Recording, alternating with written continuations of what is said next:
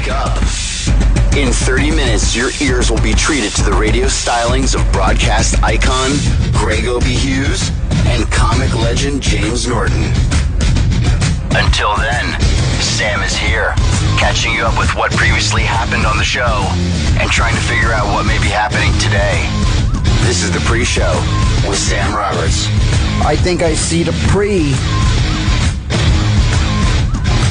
Oh, yeah, we do. Welcome. Welcome. You're not even going to let me do the intro?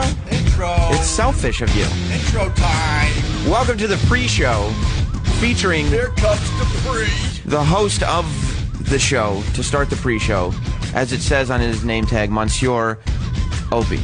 Good morning, Sam Roberts. How are you, sir? Good. We're live from Montreal Yes, at the we are. Just for Laughs Comedy Festival. Yeah, I had a choice to sit in the horrible green room they set up with Tim Hortons coffee and donuts and watch Roland get very excited over the donuts, or come out here and just start talking with you. Well, Roland's been very excited all weekend. You made the right choice, and I guess it feels like a weekend to us, even though it's only Thursday. Yeah. But he's been all riled up since last night. Really, I don't know if he got cabin fever being in the airport for hours. For the 3 hours? Oh my God! Was that how you wanted to spend? God, no, I'm only up here for 2 days. And one of the days is gone already. Because we were in LaGuardia. LaGuardia Airport, for the people that don't know, it's the worst airport in the United States of America. Easily, especially the Air Canada wing. Yes. It's the worst wing of the worst airport in America. Exactly. So, I don't know what. They had thunderstorms or something? Yeah. When I flew, I didn't see any thunderstorms. Where were these thunderstorms? No, everybody was able to sleep on the plane. It was fine once we got in the air. Right. Once we got in the air for a 35-minute flight. It was nothing. It was a 35-minute flight. And when we got here, you know how usually if you arrive someplace after there have been major storms, the ground is still wet, it's a little gray, and you go, wow, we really missed. Yeah. The ground was bone dry, and it was as sunny as I've ever seen a day. There was no hint that there were thunderstorms in the area. But I'm thinking, okay, we've all been delayed at an airport. It's fine. You find something to do. I've gotten massages in airports before. They have masseuses in airports? Yeah, it's awesome. Some places have movie theaters. Some places have fancy lounges. Wow. Nice bars where maybe you could check out the news or sports or something. Well, we had nothing. No. We had we had a Hudson News. We had a Hudson News. Do people know what Hudson News is across America? Anybody who's traveled before, the Hudson News is, of course, the shitty little convenience store that exists in every airport ever. That's exactly the same wherever you go, except for the mugs.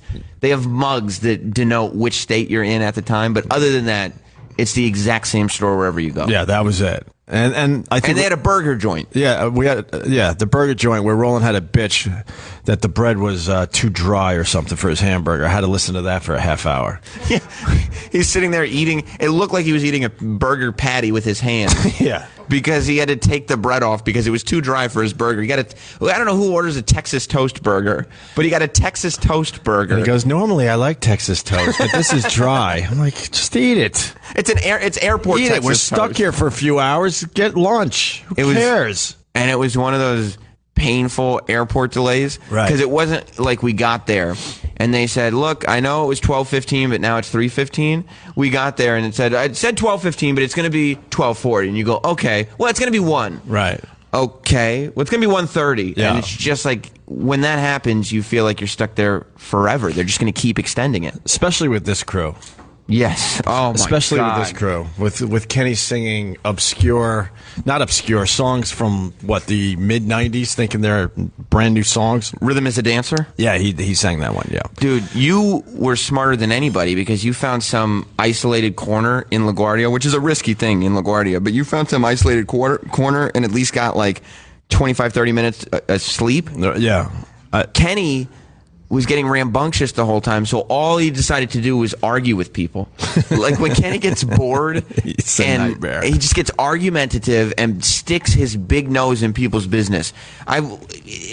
Troy came back from the Hudson News with a Hershey bar, and he goes, Troy, what's wrong with you? And Troy goes, what are you talking about? king size?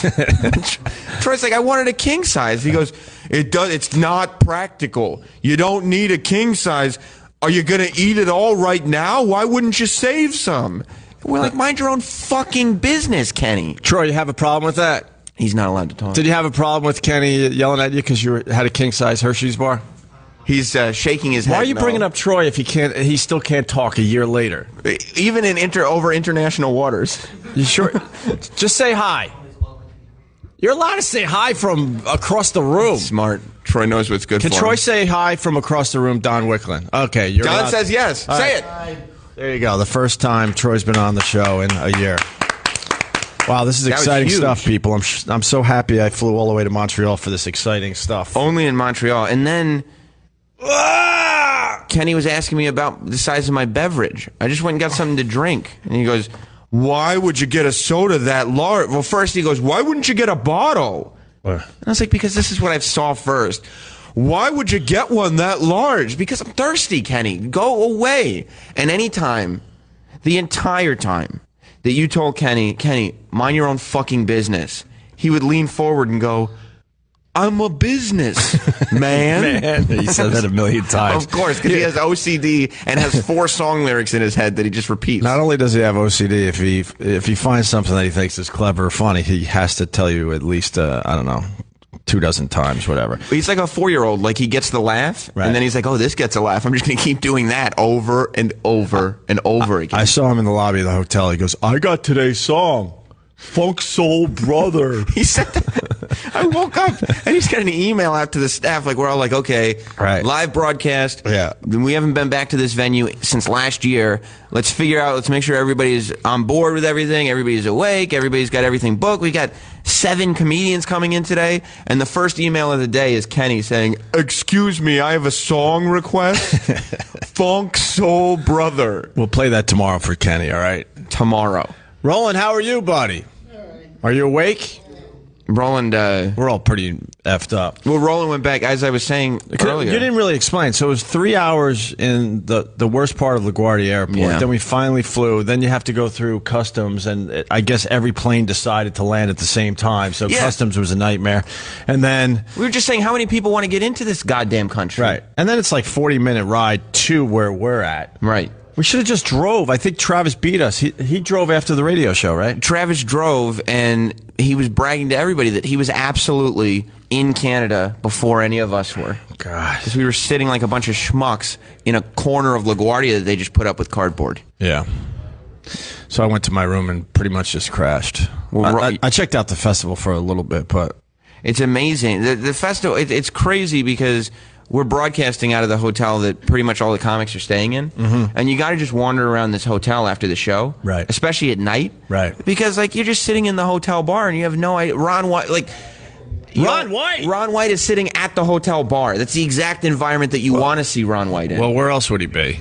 Well, you know where he will be? Ron White likes his drink. We were all a little nervous because he's scheduled to be on this show this morning. He'll be fine. I know he will. He's a professional. He's a professional alcoholic. Above all else. Jim Norton has arrived. Yeah, he is. I just wanted to say hi, Sam. All right. Warm up a little bit. You missed Roland, though. I was going to tell you. You were smart to go right back to your room because Roland went back to his old drinking ways last night. Oh, really? Yeah, he decided to have some pina coladas since Dandy Don Wicklund was paying. And at one point, it was the greatest. First of all, you know that we're under new management here with this show because we went out to dinner last night. 1 check for the whole group, not separate checks. 1 check for the whole group. If you remember last year, that was not the case. You guys all had to pay for your own sandwiches last year. Yes, $12 sandwiches. That's true. It's on you guys. Yeah, it's on you guys. But so did Roland pass out somewhere? He loves to pass out. Well, he said he didn't pass out. He went back to his room. But he's walking around with his $2,000 camera, right, which he's kind of figuring out how to use, and he left it in the hotel bar. He just walked out, and instead of saying and I think he thought that his excuse was more honorable than I was just too drunk and I left it, because he texted me and said, "I know you have my camera. Haha, thanks. I have to shit so bad I forgot it." God, it's the worst.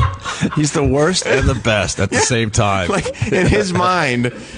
saying I'm drunk is worse than saying I had to shit so bad that I just forgot my responsibilities. Right. One other thing, because you try to find things to do when you're delayed at the airport for 3 hours. Yeah. So I took a picture of Roland, and I titled the picture "Delayed." Just out of boredom, I threw that up on my Twitter, whatever. Not the greatest picture, who cares? But then I was entertained by Roland's Twitter as he attacked everybody. Because everyone had something to say about the picture. Yeah. And Roland does not play. No, he doesn't like it. He doesn't like the negative comments. One fan had just kind of an innocent comment about maybe Roland being, slightly large. Sure. And then Roland was talking about how many times this guy's wife was gangbanged. Jesus, Roland. He just immediately he goes to their Twitter page and says, what family members of theirs can I attack? Yeah, it was just them. But, it killed the time for a bit. It was also like we were taking a lot of selfies. Anytime anybody fell asleep, right, we would take selfies with them. You guys get me drooling? We did not, because you were smart. You didn't fall asleep near us. You think I'm going to fall asleep in front of you guys? So smart. Kenny kept dozing off, and so we kept taking selfies. But then Roland... Did you get a picture of Kenny with his mouth wide open? No, his mouth was shut. That's the big get. He was happy because his mouth was shut and his head was tilted down. Right. So he goes, it looks like I'm reading. Yeah. So he was happy. I started falling asleep close to you guys, and I said, hell nah. So that's why I found this corner in the middle of nowhere. Put on your sunglasses. No one bothered me. And then I was facing the wall, so you guys couldn't get me. Yeah, we didn't know where you'd gone to. So, anyway, we're here. We're going to broadcast live. I guess we are broadcasting live. It doesn't feel like we're broadcasting live because there's no one in this room yet. Yeah, the room's going to fill up. A lot of people are already waiting outside. Who are the comics that are scheduled to appear today, Sam? Wait till you hear who the comics are. Yeah. Greg Proops is going to be in here. Proops. We haven't seen him in a while. Starting out the show, I believe, will be Fluffy himself, Gabriel Iglesias, one of the hottest comics in the country. Yes, and you had a good time with him recently, right? Yep. I interviewed him a week or two ago, and he was a blast. He's one of the only comics big enough. Him and Kevin Hart, he just put out his latest comedy special in movie theaters. Wow. It's out tomorrow, so he's going to be good. Hi, Jimmy. Hi. Jim Norton is here. I know. I guess we're supposed to wait in the back like rock stars and come out, but I didn't want to be back there with Roland and the Tim Horton donuts. Dude, I had 2 munchkins, and I'm like, why am I listening to 2 other people talk about Gabriel? I saw him last night. Why am I not chatting on this? I might have a point of view to share. No, but my choice is I'm all the way in Montreal to talk, into a microphone, or I could sit back there for a while and wait to talk. Especially after we might as well start now. If you're sitting in the airport, there is no sitting around that you want to do. No. Yeah, it's kind of fun to see this empty room. Wouldn't this be awful if this is the only people that showed up? We're just the staff. None of the comics came. No one. No. So we're still in Montreal.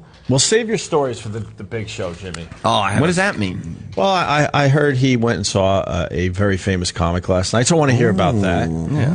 And I want to hear about his night and things of that ilk. And we're going to be simulcast. I mean, it doesn't matter to the people listening here because they already have this channel. Right. But we're going to be simulcast on Raw Dog.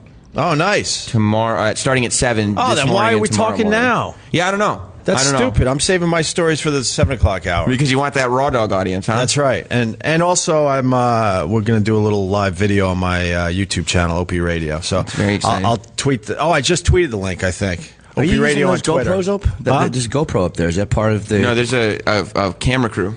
Oh, it's cool. Yeah, they're filming this professionally, but I'm just throwing it on my dumb laptop as well today, so you can take a peek. All right, Sam, you're doing a great job. I'm going to get a cup of coffee. I just want to say hi. All right. How humiliating. Now I just sat down. Now it's done. Yeah. It's really uncomfortable. No, well, because I want you to save the stories for 7, I don't have any great stories. I think you do. No, I don't. You better go back and start writing something. No, There's got to be some jokes in this story somewhere. 17 minutes. You don't have any airport delay stories? No, not at all. I ate pretzels and waited patiently. Did you get to watch your Vice show? Yes, I did. Were you happy with the way it turned out? I was, yes. The Jim Norton show, as people start to walk in. Oh, is this how it happens? They just going to file in like that? That's why Opie was going to leave. Yeah, that's why I'm going to get coffee. So that way, the first time that they saw you guys, it's like, whoa, you get the big applause. Like this was just supposed to be for stupid me. They kind of file in like this. Oh. Yeah, that's why. I mean, Opie was just jumping on for a few minutes, and then you made a big mistake. What happened is I thought the orgy was happening, so I came in and took my dick out, and then everybody got dressed. What are you doing? I don't know. What should I do now? Now it's awkward to walk away because I just sat down. You could peek behind, just go behind the curtain and walk, or you could just hang out. I guess I don't know. It's very weird either way. Very, very weird. All right. This was just a peek of what's to come. Smart. Smart. Ladies and gentlemen, Jim Norton. We are live in Montreal for the Just for Laughs Comedy Festival. People are starting to file in. Some familiar faces. You were here last year, weren't you? How many of you were here last year? Oh, a lot of you were here last year. But there seems to be more females in the audience this year. That's very exciting. Do we have anybody with a wireless mic so I can make some new friends here in the audience? Also, here on today's show, live from Just for Laughs in Montreal, as I said, Gabriel Iglesias will be here, Greg Proops will be here, Nikki Glaser will be here, Chris D'Elia will be here, Ron White stopping by, Tom Papa, and Kurt Metzger. So it's going to be a very big show. You're all in for a major treat. And I don't just mean you in the live audience. I mean you at home, too. Everybody's going to get to hear this thing. The lights are coming on. There's going to be... What are we filming for? Is it going to go anywhere?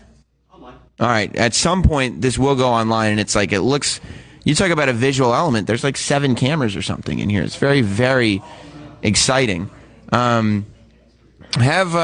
back there? Have Troy or somebody work the wireless mic. He knows what he's doing. The crowd is starting to file in. There's a lot of people out there. There's not that many chairs. This may be a standing room only event. Well, we have a lot to get to today. As of course, I mean, if you remember last year, and of course a lot of you do, it was some of the best shows of the year just because every comic is here. All the names that we listed from coming in on today's show are going to be different from the names coming in tomorrow. So it's going to be very huge. Are you all trying to come back tomorrow too? No, you're not allowed, huh? A lot of people want a piece of Just for Laughs Montreal with this very show. The other thing that was going on was, as I was saying, Roland was drinking a little bit last night. And it was the first time I'd ever been in a scenario where a boss had to ask his employee, literally asking the question, "Are you retarded?" Because he had no idea what Roland was saying. I think Roland pretended not to take that personally, but I think this morning he's a little upset about it. So we'll see how that works out. You all know Troy Kwan. You gonna clap for him or just acknowledge that you know him? Let's talk to some. Let's talk to the guy in the backwards hat because he has a. Are you with? Is the girl with you? Yep. I remember you from last year because you were one of the few people who brought a good-looking girl with you. You're back, Miss. Yep. What's your name? Dana. That's me. Now, Dana. what do you remember from were you a part of the show last year? Yeah, last year we spoke a little bit. I did a little yoga in front of Joe DeRosa. Right, you're the yoga girl from last year. And yeah, it was great fun. Do you still do yoga? Yeah, I mean on my own. I don't do it at work anymore. I don't work there. So. Have you progressed? Are you a better yoga person? I'm like a green belt if belts belonged in yoga. Wow, that's very, very impressive. Yeah, one up from yellow. So, would you be willing to show us more yoga poses? You're wearing a skirt. It's more. We'll see. To me, it seems conducive to yoga. Does everybody else think that would be a good idea? Yeah, I do too. Did you have fun last year? I had a great time last year. See, a lot of people think that women should be afraid of this show. I don't think so. No, I feel very welcome. And is this your boyfriend? No, Alex and I are friends. Wow, you spent the last year being just friends, huh, Alex? Yeah. What's the situation there? Do you have a girlfriend, Alex? No. No, but you have a good friend, so who needs a girlfriend, right? The one and only friend that likes O&A too. So. Right, yeah. You know what, I think when you have somebody like Dana here, the real important thing, and I think all the guys here are thinking about it, is the relationship. And you have a good, solid, soulful relationship, so that's good. Dana, do you know that it drives him insane that he's still just friends with you after all this time? You know, Jim Norton pointed it out to me last year. A year ago. That might be bothering him, but... Yeah, no, still just... And it's not like it just bothers him once and that level of bother stays. Like every single day it gets more and more bothersome. Oh, yeah, so I mean, you're literally driving him to the point of insanity. Do you know that you're doing that? I'm waiting for one of my hot friends to get single, and then I can kind of match him. No, he wants to be with you, I think probably, but that's between you guys. Well, thank you. Thanks, Sam. For coming. Yeah. It's my pleasure. Is anybody here for the first time? Let's talk to this guy with the glasses right here. You, what's your name, sir? My name's Tyler. You excited, Tyler? Yes, very excited. Have you been a fan of the show for a long time? Yeah, since 2012 is when I came. So no was the answer. 2012 was very recent. I went back through all the archives on YouTube too. Oh, you did? Yeah. What are some of your favorite moments from the show? Oh, man, I'm just drawing a blank now. That's all right. There haven't really been that many. We're building as we go, though, so that's what's great about the show. Are you from Montreal? No, I'm from Winnipeg. How far away is that? It was a 38-hour bus ride. You took a bus for 38 hours to be here? Yeah. I'm so glad you weren't here at the top of the pre-show, because I was in here with Opie, and we were complaining about waiting in an airport for 3 hours. And you were on a bus for 38. Nobody was beheaded on the bus? I hear that happens. Yeah. Where were you beheaded? Yeah. That's what I was asked. Yeah. Well, I'm glad that you're here. So when does it sink in that this might not have been worth the 38 hours? Probably when, I don't know, before I was on the bus ride, I had someone recline their seat right into my knees, and then some French guy falling asleep on my side, so I was just crammed in listening to O&A. You're listening and you're going, all right, I'm going to get there. I'm going to get there early, but it's going to be over at like 10 o'clock in the morning, and that's what I did this for. Are you staying for the festival? I came here for the show, and then, you're taking the festival. Well, you're the man, dude. Thank you for being here. Did anybody else make a journey that long, or is that the longest journey? You can say yes or no, or just stare blankly, I guess. What about you, sir? Let's go to the Asian gentleman in the front row. What are some of you were here last year. What's your name? Edward. Edward, what are some of your memories from last year? What were your favorite moments from the show? Just the guys and the comedians. It's funny. Yeah, it's crazy because the amount of comedians that are here in this town. Are you from here? Yeah. I'm in Montreal. What happens to the city when the festival comes to town? Like, is it something that just affects this area, or is everybody kind of aware of it? It's pretty much this area. That's it. And crazy. So, like, when you're outside the area, though, it's just life as usual. Yeah, regular life. And every comedian that you can imagine is here, just hanging out. We get all the top comics here. It's crazy. Yeah, it is. It's amazing, all in one spot. Now, are you staying for the whole festival? Yeah, I'm going to stay a little bit after and just hang out and check other comics and stuff. Very cool. Who are some of your favorite comedians? Actually, I've learned all the comedians from you guys. Actually. Really? Like Jim Jefferies, Robert Kelly. Yeah. All the top guys. Very cool. Well, I mean, those people won't be here today, but Tom Papa will, and Kurt Metzger is very good. Ron White, of course. Yeah. So it's going to be a very exciting time. Yeah. Is anybody else from out of town? Well, I'm not going back to you, Alex and Dana. Like, we've already got... Who else is... Yes, sir. You in the front row with the glasses with the Jim Norton t-shirt on. Yes. Did you get a chance to watch the premiere of the Jim Norton show on Vice.com? I did not. I was on a plane yesterday. So was I, but I heard very glowing things about it. I've heard it's outstanding. The short clips on YouTube are awesome. Everybody's very excited. Where are you from? From Alberta, so about 2 hours south of Calgary. About 5-hour flight from here. 5-hour flight. 4-hour flight, yeah. And did you just fly in for this? Or are you staying for the whole festival? We're staying till Sunday. That's very cool. That's very cool. Are you a big fan of the show, or is it huge fan since 04? Since 04. Since 04. See, yes. 04. That's a fan. That's a long time. Not 2012. And you didn't get to make it out here last year? No, couldn't get in. Oh, so you must be very excited then. I'm very pumped. Yes. Is there anybody specifically? I was talking about some of the comedians that are showing up today. Is there anybody specifically that you're excited about seeing, or is it more just to see Opie and Jim? And Sam Roberts, a big. Opie and Jim and Sam, of course. Right. I mean, that's outstanding huge for broadcaster they are. Professional broadcaster. Yes, professional broadcaster. Yes. Sorry. And Ron White, we're a huge fan. Yeah. Yeah, that's awesome. And then we're going to be seeing Jim Jefferies and Jim Norton and Bill Burr. Yeah, how do you even figure out, when you're at a festival like this, how do you figure out who to go see? Like, I would assume it'd be a major problem with all the shows all going on at the same time. Yeah, most of the comedians that we're going to see were introduced to us from the show, so that's how I picked. That's the very guys cool. From the show, or the guys we're going to go see. That's very cool. Were there any other? Let's go to that blonde female back there. I want to talk to another female. Yeah, I guess. I want to see what. Because, believe it or not, it is a very male-dominated audience. But I think there are more females here than last year. What's your name, miss? Vanessa. Vanessa, what brings you here? I just kind of wanted to... We're checking out the festival. And we kind of got into the show, so we wanted to come and check it out. So how long have you been listening to the show? Realistically, I was introduced to it this year. Wow. And so were you just coming to the festival and you're like, yeah, I guess I'll stop by? Yeah, I'm a Montrealer, and so we kind of got an opportunity to come, so we came. Now, does that, from you, it took a 38-hour bus ride? Are you like, that lady does not deserve to be here? What do you mean, just stop by? So how'd you get introduced to the show? My friend Lisa. Is Lisa here? Lisa, I believe, is still sleeping. Oh, real big fan of the show. Tell Lisa, really, thanks for coming. Well, thank you for being here very much. And what about in the front row here? Let's go to the corner. There's another, yeah, Opie. Where's the bathroom? I gotta take a shit. Where is there a shitter? It's around the corner. It's around the corner. Oh, yeah, okay. It's out the front door and to the left. Thank you. You got it. Sorry to interrupt. Opie dropping hammers, even in Canada. It's very exciting. What's your name, miss? Natalia. Natalia, you weren't here last year, were you? Yeah, I was. You were. I knew your face from somewhere. Because I recognize, and is this your friend, your Alex situation, or is it a boyfriend or a husband? He's a friend. He's just a friend. What's your name, sir? I'm Eric. Eric, Yeah. Were you here last year? No. Okay. So have you been friends with her for the whole last year? Are you in the exact same situation as Alex? Nope. Good for you.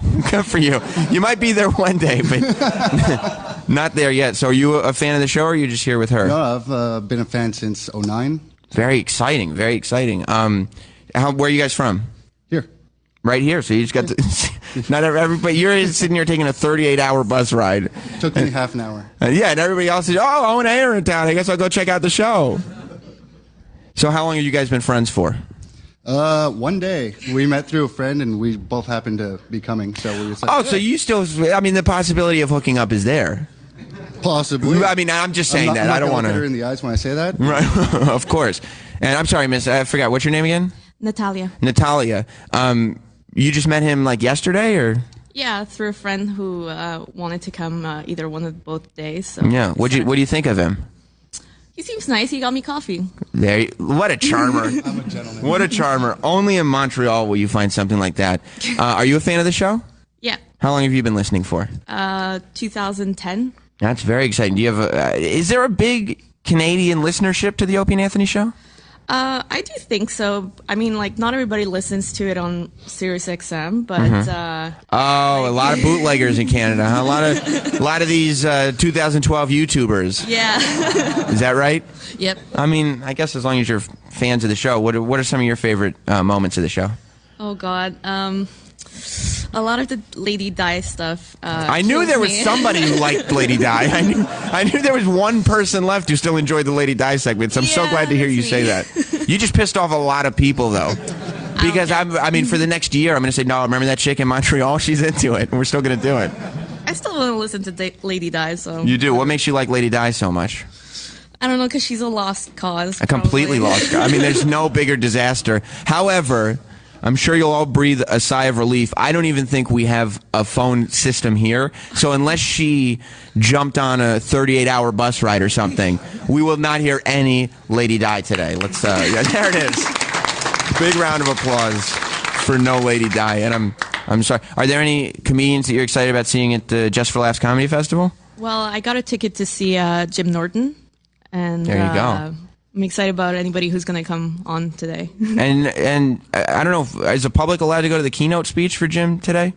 I have no idea, but Jim, very exciting. Jim's got so much stuff going on at the festival this year. He is, of course, later today doing the keynote speech, which, I don't know, maybe we'll put on the radio, maybe we won't. I don't know how that's going to work out. There's Gil back there. Everybody, there's Gil from Raw Dog. Let's give Gil a round of applause. But you're saying the public can go? Can the public go to Jim Norton's keynote? Oh, they will hear it on the air. Okay, so and that'll be on Raw Dog? Okay, so Jim Norton's keynote will be on Raw Dog, where the Opie and Anthony show will be simulcasting in just, how many minutes? Like a minute and a half. It's very, very exciting. Who else is from out of town? Club Soda Kenny, ladies and gentlemen. Did Club Soda Kenny give anybody a hard time outside? What about you, miss? Did you get to interact with Club Soda Kenny outside the doors? No, I don't think so. Good. No, there's no I don't think so. You would know if you interacted. Did you get to interact with the audience, Club Soda? Of course I did. What did you say to him? Oh, he gave everybody the preamble, so everybody must be very, very excited. Well, I have some more exciting news. The show is about to begin. The people that you all came to see, the people that everybody at home are listening to hear, Opie and Jim Norton, are about to hit the airwaves. Of course, today we'll have Gabriel Iglesias, Greg Proops, Nikki Glaser, Chris D'Elia, Ron White, Kurt Metzger, and Mr. Tom Papa, all scheduled. I mean, they're comedians, so we'll see, but all scheduled to be part of this show live from Montreal at the Just for Laughs Comedy Festival. And good news, Sal, the show starts right now. Let's give him a round of applause.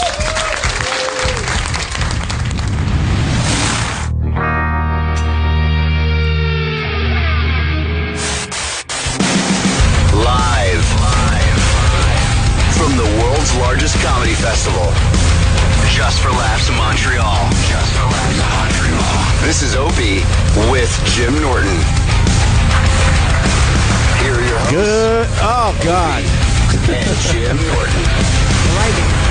All right already. Just get our mics on. We're sitting here. This is humiliating. I tried starting the show 3 times through that. And we got a nice applause, but no one heard it because they were playing the intro. Welcome to Just for Laughs. Opie, Jim Norton, and Tom Papa, everyone. Bonjour. Bonjour. What's going on, Tom? Bonjour. Bonjour. You're finally using your French from high school? So nice. I didn't even have it in high school. It's very exciting. Thanks for having me, fellas. And good to see you nice people so early. Jimmy and I were up late last night. Yeah, we were deciding how we could make this more uncomfortable with the lighting. I didn't know they were filming this, and it's like, I know Oprah's doing it for his channel, but then we come in and there's just these lights and this little camera. It's just really embarrassing. No, there's a difference. I got a dumb laptop, and we're broadcasting through my YouTube channel. We're going to get a sunburn today. What? Do we need these lights? Don Wickland says we need these lights. Why? We're filming. For what purpose? You. Oh, wow. For us?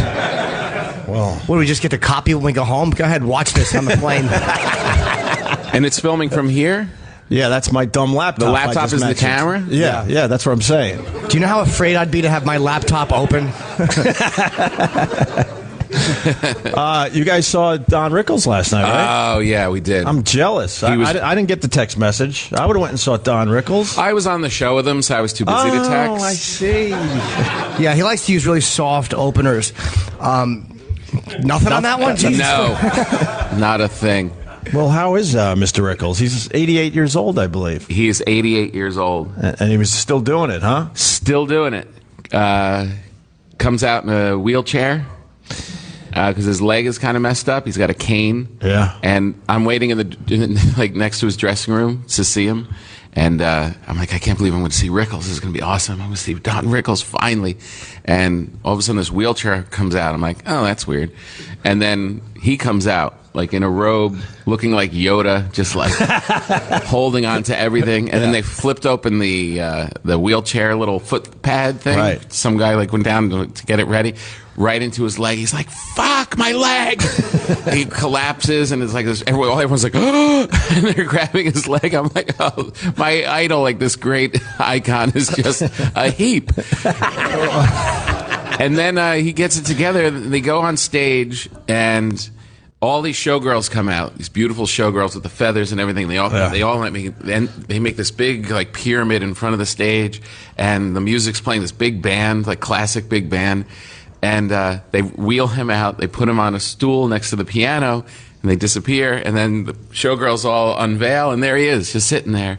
And quick, his mind is perfect, just running laps around everybody. But his legs are shitty, is what you're saying. He's gotten no legs. Now the question I have for both you guys, because obviously you're stand-up comedians, are you going to make it to 88 and be in a wheelchair someday, or are you going to tap out way before then and say, fuck this? Comedians are weird. We live to be 45 or 90. That's the way it is. Like, comics die really young and miserably, like Otto and Patrice and other guys that we loved. Or they live to be like Henny Youngman, Don Rickles' age, and you can't kill him with anything but a fucking hammer. summer. So it's like, I think it depends on, there's that one gap. You want to make it through where we are right now for a couple of years, then we're okay. If we make a couple more years, we're going to... And you can't help yourselves. You're going to have to keep going on the stage. Yes. Well into old age. As long as people are coming.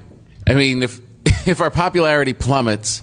Well, there's always like a holiday. It's not a far fall. Yeah,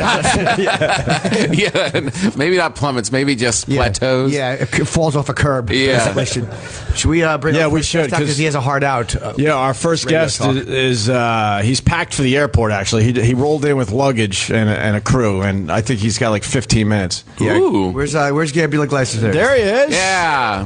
Let's hear it for Gabriel.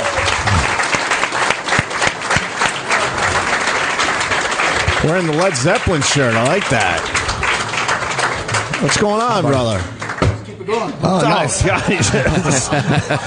Some Patron.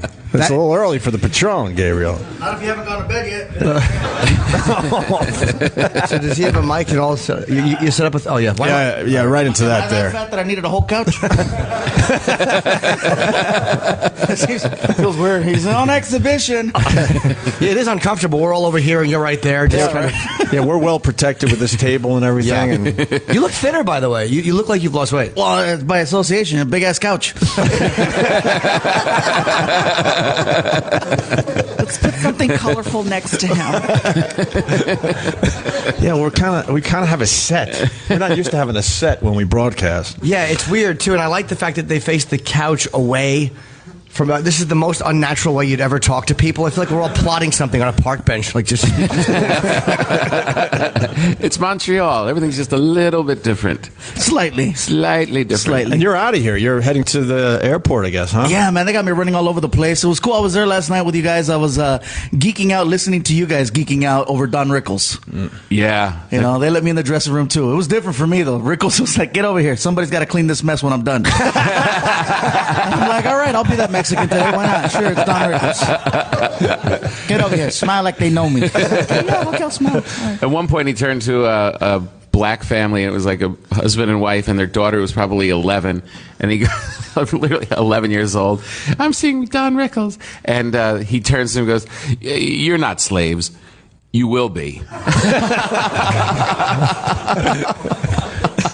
And the girl's like, "What kind of show is this?" And as he's saying that, there's a black guy working here with us. I'm sorry, sir. He shouldn't have used that quote. He always does that. I did see that out of the corner of my eye. I'm like, it's Rickles. It's not me. It's okay. Yeah, right. Rickles is kind of like a made man. He can say anything. He's grandfathered in, no pun intended. Yeah, he's grandfathered in. Did you watch any of the show or no? I was late for the show. I was running around. I caught like the last 10 minutes. And did you get to talk to him besides just that or no? Right there in his Yoda robe? Yeah, it was cool. It was like he had a glass of scotch or something with him. Like vodka. Like he didn't care. Like, you know what? Yeah, the doctors say one thing, but I know better. And it's like, yeah, you're not going to kill him. Not anytime He's still drinking the vodka. Vodka. Wow. On the rocks with a bunch of olives in it. And then he's got this robe on, like the silk print robe, and these little fancy little slippers. These little black slippers with gold things on them. He just sits there, and you come in. Hey, very chill. And everybody comes in doing the bow. And it was very Godfather-ish. It was like, oh, how you doing, sir? Yeah. And even look at him in the eyes. How you doing, sir? Hey, get over here. Sit down. Real quick. Come on over here. Over the side, you Mr. Potato Head. You know. And the worst is when somebody like I have done a couple. I did Leno with him where he was like the featured guest and I was just doing a segment, and he remembered me when I walked in. He goes, "Where did I see you?" And we were talking, and then you talk for a minute, but then the next person comes and you're just dismissed. And it was like, all right, we had one moment together. How long am I going to kneel here hoping he comes back to me? But it was cool when he saw you. When he saw you, he said, "Hey, this is the guy who they said does me better than me." He goes, we were there backstage going, "This kid does you better than you." Because I guess I look a lot like him, and I have a picture. It's a long story, but I'll tell you later. It's a cliffhanger. Gabe has a plane to catch. So, you got a film coming out. I told Gabriel last night I was in the Improv, and I saw it was like a preview for your movie, man. Big movie. The trailer. Yeah, man. It's called The Fluffy Movie. Comes out in theaters today, as a matter of fact. Holy cow. 8 p.m. and 10 p.m. Nice. showing. Yeah. Good for you, man. Wow. So I'm pretty jazzed. Not a lot of guys get this opportunity. So no, I think Sam said before you and Kevin in the last few years. This is actually in the theaters, and it's opening wide, like a big. Well, it's 400 theaters across the country. 400 theaters. It's one of those things where it's like the movie Chef came out, limited release, and if it does well this week, then they'll jump it up to 8, and then so on and so on. Wow. Right. What states do they figure we shouldn't play it? Matter of fact, I don't think it's in the Dakotas. I don't think Dakotas are getting love, even though I go there a lot. They're like, no. We'll wait and see. We got to go based on numbers. What's the movie about? It's my comedy concert film. Nice. It's a comedy concert. It looks very awesome. cool. So yeah, man, an hour and a half of me on the big screen for. That's pretty exciting. So the only crazy part is that I decided to make the film PG-13, so I just dropped 2 F-bombs to make it so that everybody could go. Oh, that's not bad. That's smart, too, because PG movies make a lot more than R movies. I know this from all of my one-line appearances in films. I get one line, I'm finished. All right, you're wrapped for the day. Good job. And that's really... How many people did you film in front of? It was 18,000 people total that came out to see the filming. Oh, my God. Where? San Jose, California, at the SAP Arena. Wow. Yeah, you're doing big gigs, man. Yeah, the numbers in the trailer are impressive. It's like it sounds fake. It does sound fake, but it's not. I mean, you're really like what is how many people have seen you, or how many tickets? It's like 400 million people have seen. It's pretty crazy sounding. Just I don't want to say it because it sounds douchey. Like yeah. No, I mean, I should be proud of that. Yeah, I've said it all the time about myself. I'm like 1,500 people, coast to coast. have said they might have heard of me. Yes, exactly. And then there was the honeymooners, and it was only 40 people. No, that is really, really impressive. And as a comedian, like you're happy for comedians because you know it's like I like Gabriel and I think he's really funny, and but then there's that whole thing where you're like, wow, that's really happy for him, and like I just you guys are never happy for each other though. It's a competition, but he and I are not competing for the same audience. I think it comes down to how do you act when you're off stage? Because some people are known to be cool, and some people are known to be real dicks in the business, and everybody knows who's who. And so when did you choose to be a dick? As I speak to you from my own couch. What was it broke you? Was it Last Comic that broke you? That really got you? You know what? I already had a little bit of notoriety when I did Last Comic Standing, but definitely getting kicked off the show was probably the best thing that ever happened to me. Because it's one of those, the winners never get, they'll go a season of working hard, but then they fizzle out for some reason. They don't do the same numbers, and it's the people that get freaking canned. The same thing with like American Idol. The ones that don't win are the ones that do win. Right. Well, I think that fan's doing great these days, isn't he? Exactly. Perfect example. that's the response. He won Last Comic Standing. First one. And he was the first one. He had what? Maybe 2 months of fame and just faded away. Well, the difference is not only winning it or getting kicked off, it's that if you have an act, like you were an established headliner, you had when people came to see you, they're like, holy shit, we're going to go back and see this guy. And poor Dat Fan, he just got lucky, but he only had like 15 minutes. Exactly. Yeah. I worked with you when I first moved to LA probably 9 years ago. We did that little show. Like, remember we were like in some weird place. It was for Fritz Coleman? Yes. Yeah. And I remember that was the first time I ever saw you. And the audience just felt it. Like the audience just loves you. They just really, really like you. I still can't figure out why, but they really. Honestly, there was just that thing. You just knew you were going to be big. I got depressed. Yeah, we're always happy / really sad for ourselves. Happy for you, sad for me. That's how it works with comedians. Why'd they boot you off? I snuck in a cell phone on the show. Oh, that's right. Yeah, it wasn't like I was doing anything crazy. I just had a cell phone, and that was one of the Why things. would you do that? Well, because I'm insecure, and I had I just hooked up with my girlfriend at the time, and it's like, yeah, you're gonna go and get put in a hotel room for 2 weeks, and there's no outside contact unless it's on camera. And I'm like, I'm not gonna say the things I say to my girlfriend on camera. but they kick you out for a cell phone. That's kind of stupid. Yeah. So basically, they allowed me to record 2 more days worth of stuff while they deliberated what's gonna happen because of the cell phone issue, and then after the 2 days, they're like, well, we've been talking. You got to go. Wow. They wanted to make good TV, obviously. Yeah. Well, they wanted to do the roast. They had the roast set up, and they're like, yeah, let's roast the big fat Mexican dude. Cool, because nobody else is going to want to talk about anyone else. So I was the easy target on that, and I was cool. I did something with Gilbert for one of those. Was that what it was for? Or did we judge something? We might have judged something. Were you guys roasting or something? We definitely did a roast. I'm just trying to remember. I don't remember either. It was just one of those. It was about 10 years ago, as a matter of fact. Yeah. God. But so you're still the same girl? Yes. Oh, you are? Yeah, that's crazy, huh? Everybody's like, he's moved on. No, still there. Wow. All right, well, that's good. You kept her in check by being on the phone. That was smart. What were you worried about? Were you worried that she was going to go? Because I always panic. Like, I immediately think somebody is cheating or doing other things and replacing me easily. I'm not going to lie. I was really nervous because she had just had attachments put in. You know what I mean? She just got a boob job, so it was like, man, I was like, hey, ain't nobody else gonna be messing with them titties. You know, that's a hell of a thing to get. Your girlfriend gets this thing done, and then you got to go away for a couple weeks. And I'm like, no, I got to constantly, I got to check on them titties. So put the left one on the phone, so I can make sure that both of them are okay. You know what I mean? I'm thinking it's some deep-seated childhood incident. No, she had big tits, and I was just missing. I was missing her. The best response I could have hoped for. So you married now or no? No, we're not married. We're going on 11 years now. Wow. We're gonna get married? No. We're happy, bro. And she's okay. Yeah, we're happy. We're and not she's trying to okay mess with that. She is okay with that because we are living a very nice lifestyle. We're living together. We share responsibilities. The only thing missing is the title. Right. And what about the kids? No kids then? We have a son. He's technically my stepson, but he's happy too. He's like, Dad, whatever makes you guys happy. And I'm like, yes, he gets it. Nice. Good for you. How old is he? He's going to be 17. Oh, okay. So he's like, he's of age to come see your show. So he knows how cool it is that you're his stepfather. Oh, yeah. He gets it now. Plus his friends come over and they're like, dude, you're so lucky. And then I told him because half my act is about him. And he used to get upset. But then I go, dude, look in the parking lot. One of those is going to be yours when I'm dead. Wait, what are you pointing to when you say that? Yeah, with the cars. Oh, okay. I should have probably established that.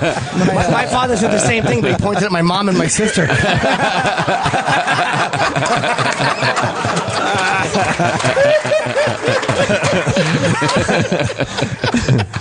Who was your hero growing up? Who was your idol? Eddie Murphy. Wow, It was Eddie Murphy. Yeah, most people it's Pryor, but this one came later in life. Yeah, I didn't get to see Richard Pryor till I was probably 30.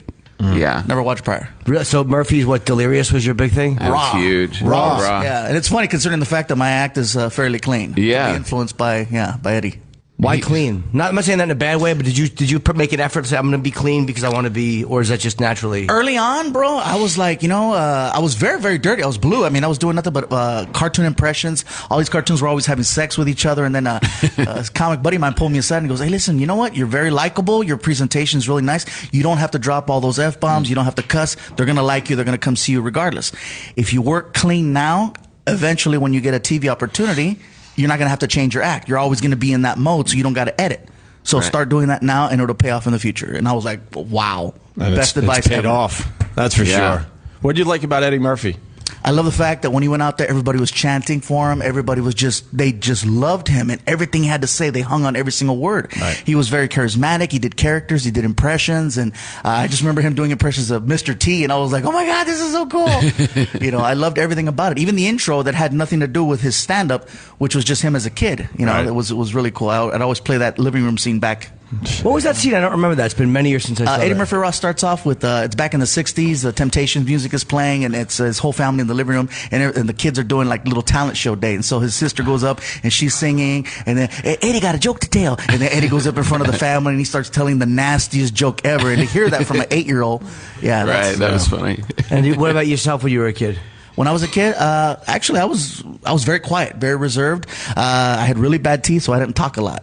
Oh, really? What was wrong with them? All chupacabra out, man. I had they had to pull 8 teeth out of my mouth to have the smile I have now. I had to have braces. It was pretty bad. Wait, 8 teeth and then put these in, or you had 8 more teeth? No. They pulled. Just add more teeth. No, because my mother has a small mouth and too many teeth. It's a long story, but she does. So she's always having teeth pulled, and they just grow back. She's like an amphibian. Jesus. No, man. They pulled 8 teeth out, and then I got braces to have the smile I have now. But you look good. I had a really mean overbite, What would the kids call you? Oh, man, you name it. The chupacabra was one of them. Shark mouth, Right. Everything to basically make me relive my childhood. Thanks, Tom. Why did you cry? Tom got him with a real Barbara Walters question. They're saying you have to go because you have a flight to catch. Are you doing a gig tonight or no? I'm doing a show in Washington, D.C. It's a corporate gig, so it's got to pay some bills. Oh, yeah, nice. Corporate gigs pay a lot of money. And if you're clean like you and have the name like you, I really should have went a different route. If only you were Mexican. I know, and clean. I can't do either one of those things. Well, I appreciate you coming on, man. Absolutely. What time is your gig? I don't know why I'm asking that. What a terrible question at the end of the day. What time is this private gig that none of our listeners can go see? We got to just. What about the movie? The movie. We got to promote the movie. What are you handing me, Roland? What is this? You don't know what you handed me? It's an open. Oh, all your dates. Where do they go to see where you're going to be? The easiest guy to find on the internet. Just Google the word Fluffy and all my stuff pops up. Fluffyguy.com? Yes, not Fluffer. Totally different. Different form of entertainment. And my picture shows up. All right, we got to get him out of here. All right, and the film comes out tonight. Tonight. And what are the major markets it's in? L.A., New York? All the major markets, definitely. Yeah, pretty much. Not Dakota, sorry. Yeah, or Utah. I hope not Utah. You know Utah. Yeah, it cuts off on Sunday. It's different. And it's called what? The Fluffy Movie. The Fluffy Movie. So great. Great. Thank you, Gabriel Iglesias. Let's go see it. Good luck, man. Thanks, you guys. And we're not breaking, so now you got to kind of just walk off awkwardly. Okay, so I have a question. So then, what are you guys going to call the show now officially? Oh, God, I don't know. We don't know, man. We have no idea what we're doing yet. People are saying OJ in the morning for Opie Jimmy. I don't want my name on it because it just feels like I'm jumping in my friend's grave, you know? If you don't want your name on it, call it Opie and Agony. No, at this... Opie and Agony. Hold on. Drops the mic. I'm out, bitches. He's out. Gabriel Iglesias. Thank you, sir. Nice meeting you. And That's funny. He, as he was saying goodbye, he glanced. As he was saying goodbye, he glanced down at the tequila. Like, should I really leave this? I don't know if it's really tequila. Can you smell that? Because I saw like little water bubbles in it. I'm like, I think Gabriel fucked this. No, there's no way. Is that tequila? Yeah, that's the real stuff. who wants a shot of tequila? Are we allowed to pass out shots of tequila, Don Wicklund? Yeah, that couldn't be a problem for anybody. It's Canada. We got to loosen up this audience. Who wants a shot of tequila? Anyway, Right there. Wow. Okay. And right there. And right there. Wow. You really expecting this audience? Every hand is going to go up. I saw that. Just need some shot glasses. I want to talk to the guy that was on a bus for 38 hours. I heard Sam. What? 38 hours From Winnipeg? Oh, a young, handsome Jeffrey Dahmer. Hi, sir. How are you? Yeah, he's one to watch today. We always know which ones to watch when we do these live broadcasts. First of all, I don't even. Is Winnipeg that far away? I guess by bus, but they could probably What, you get take a here if you- local? Pardon me? You took a local? It doesn't seem like it's a lot of stops. A lot of stops. There were a couple. Actually, no, only about 3 major stops. Like an hour or 2 hours at some places. It's like ice road truckers. You do, you do realize we're not worth 38 hours, right? Yeah. No, it is. It was. We're worth maybe 4 to 6 hour bus ride. I'm thinking. Absolutely, and that includes leaving the house and delays and checking into the hotel. Or do you just have narcolepsy and you kept missing your stop? Were you just listening to the show over and over on the bus? I was listening to the show. Yeah. Were you on a bus where some guy beheaded another guy and they had to put you on a new bus? Yeah, that actually happened in my province. I know, that's why I mentioned it. Yeah. Jimmy's smart. Jimmy's smart that way. What do you think? I just lucked up on a beheading on a bus reference? Because there's so many. Yeah, I know, right? What happened? A guy chopped someone's head off? Oh my God, it's a great story. I didn't hear that story. Yeah, but it's. Would you want to tell the story, sir? You look like a man who might do that. He chopped off a guy's head that was sleeping beside him. Just sleeping? Yeah, he said that God commanded him to. And what did he use? And then a machete that he had on him. Oh my God. Yeah, for some reason they only check your bags at major cities, all the little small towns. They just say, get on. Yeah, of course. That's probably, I don't know where it happened. But yeah, he chopped off his head and then actually started to eat him. Oh, and the guy slept through all this? and did anyone speak? When did people start speaking up that something was amiss on the bus? Yeah. By the time the second course came around, it's like, oh no, it's his liver. I mean, I can understand maybe you could chop the guy's head off, but then when you start eating the head, I would assume people might want to get the attention of the bus driver. Started eating him? Well, God. Yeah, he was showing his head around, and then they had to lock what part him of the on head bus. would you eat first, you think? Probably the nose. Yeah. You got to go nose first? Unless you're holding it by the nose. I think you got to go cheek. Go cheek just because it's fatty? Well, yeah. Oh, God. So was there any characters on the bus for 38 hours? Any stories? Anything? There was a lot of French people.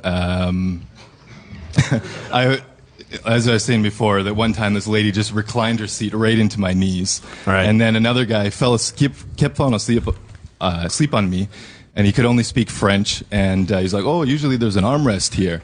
And just continually right on my shoulder. So were you aside from that, it was just, fallen in and out of consciousness and continuing on down the road. And are you taking the same 38-hour bus home? I actually haven't even booked my return yet, but yeah. Might not go home. Jesus, you really are a fucking casual traveler, aren't you? In 2 days, he's going to show up outside the studio in New York. Hello, guys. I took a 4-day bus trip. How's your head? Well, welcome, I guess. Yeah, that's impressive. That's great. Yeah, I was thinking about taking the train home too. So. Yeah. No, don't do that. It's all fast. You'll hate that. It's all fast. What do you do for work? I actually just quit my job of 7 years also to come out here. I was a computer programmer. You had to quit to come to this? Yeah. Wait, you quit your job? Oh, that's crazy. Of 7 years? Yeah. Couldn't 7 you? years. Did you ask? Can I just go to see these guys? Yeah.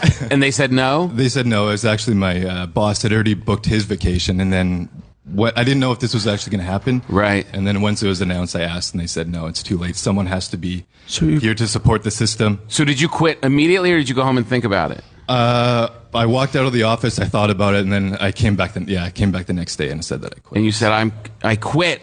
I have to go see a radio show. Yes. Oh, that's. You're like John Voight in Midnight Cowboy. That's New York City coming up.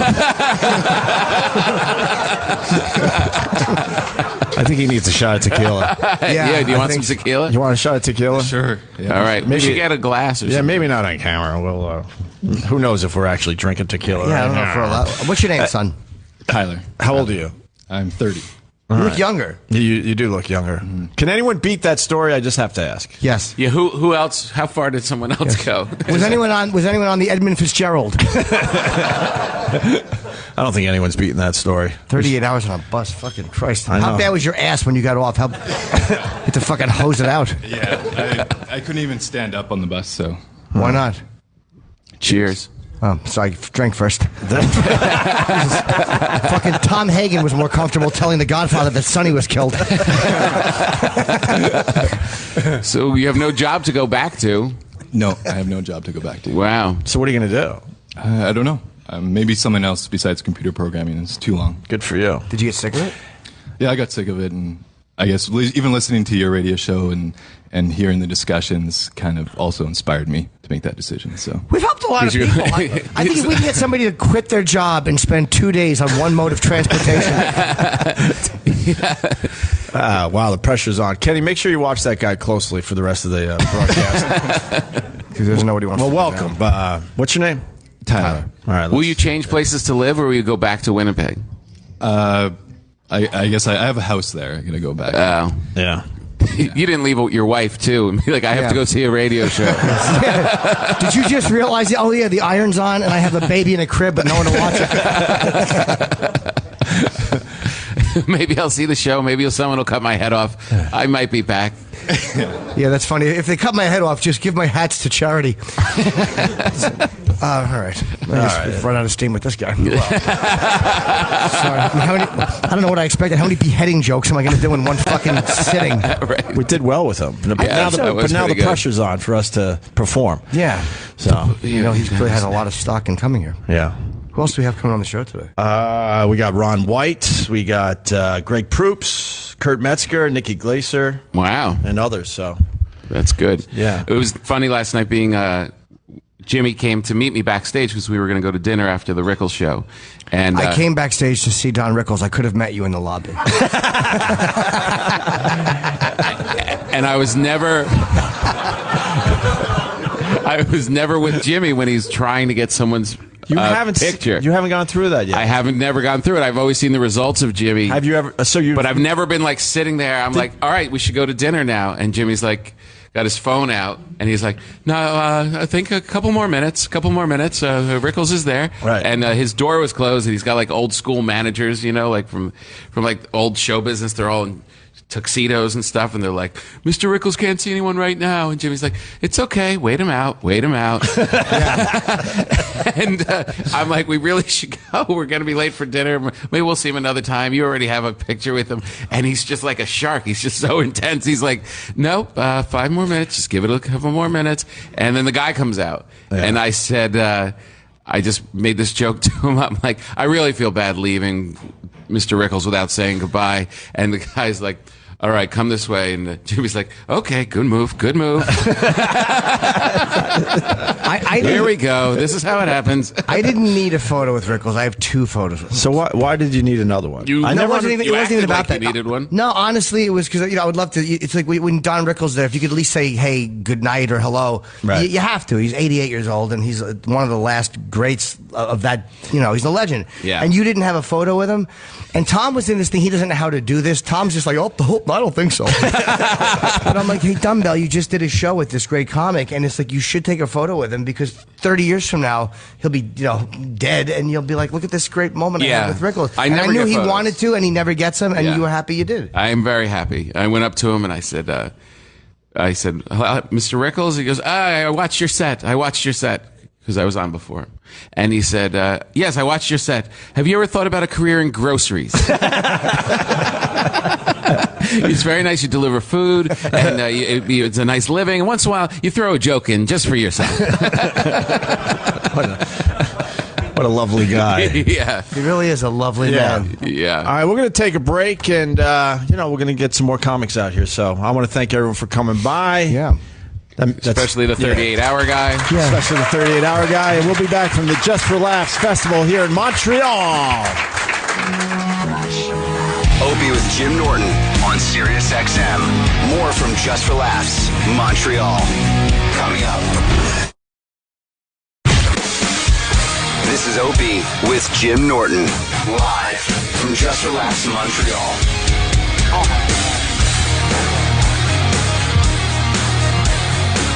Yeah, we're here live. Good morning, everybody. Live from Montreal.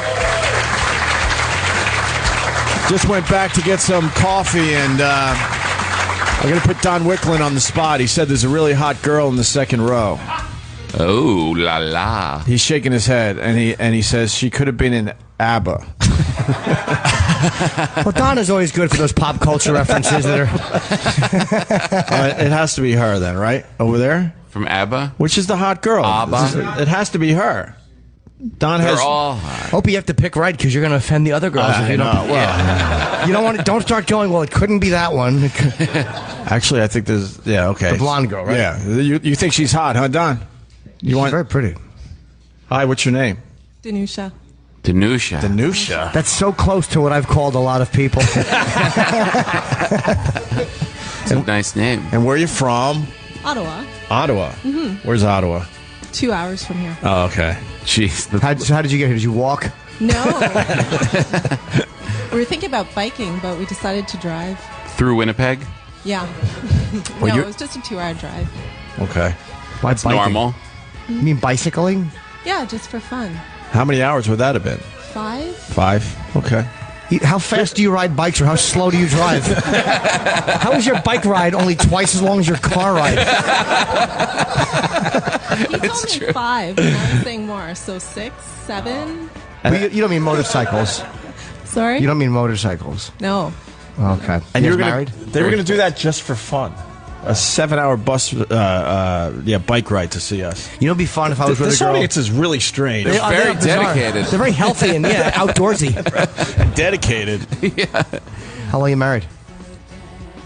3 years. Don, she's married. To that guy right next to her. To this guy, yeah.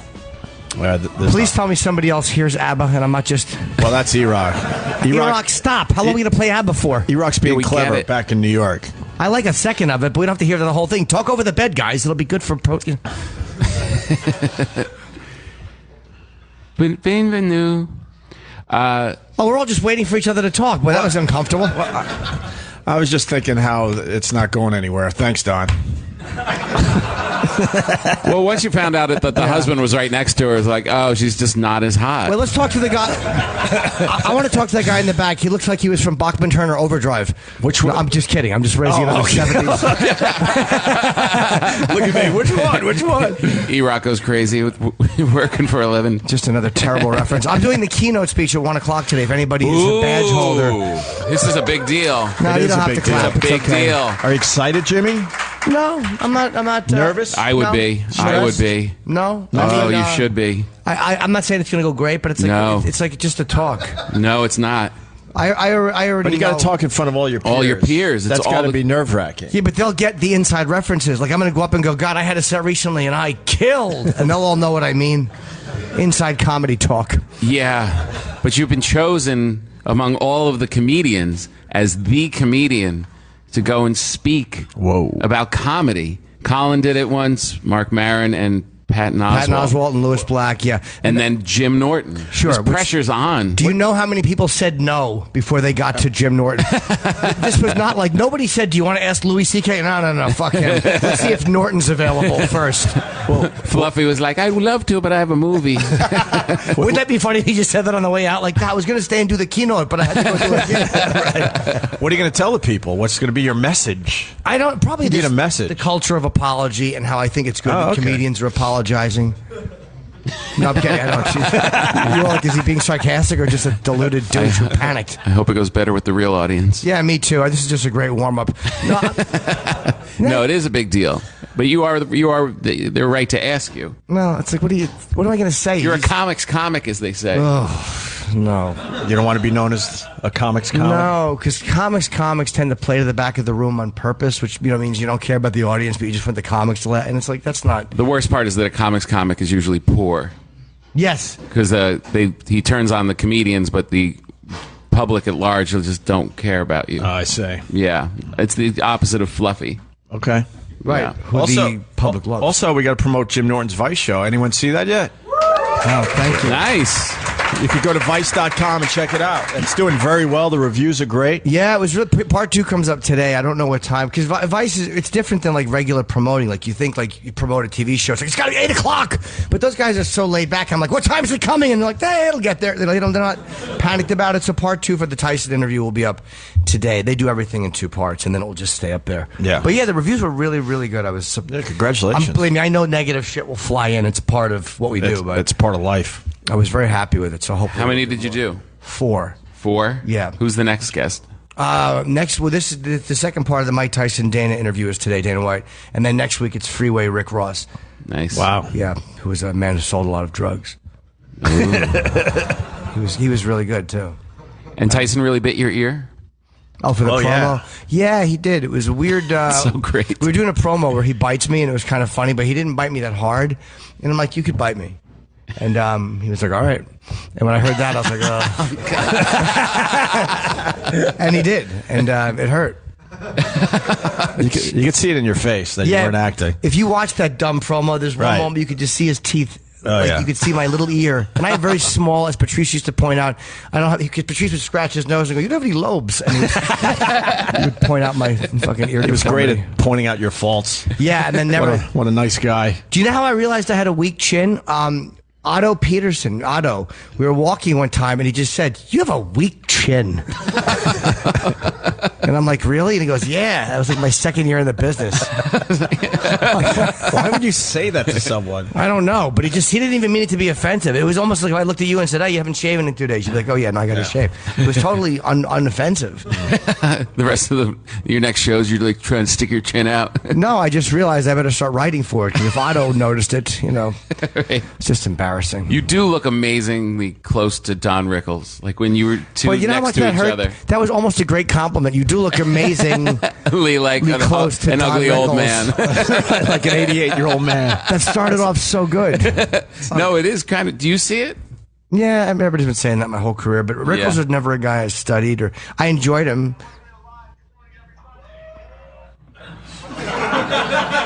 What was that? That was a guy who's got his phone, and that doesn't matter. I guess it just started. That's the start of our show. We just turned the background. Wait, is that what the app is doing right now? It's that far behind? No, it can't be that far behind. Yeah, that's a weird. How old is? I just heard Anthony on that one.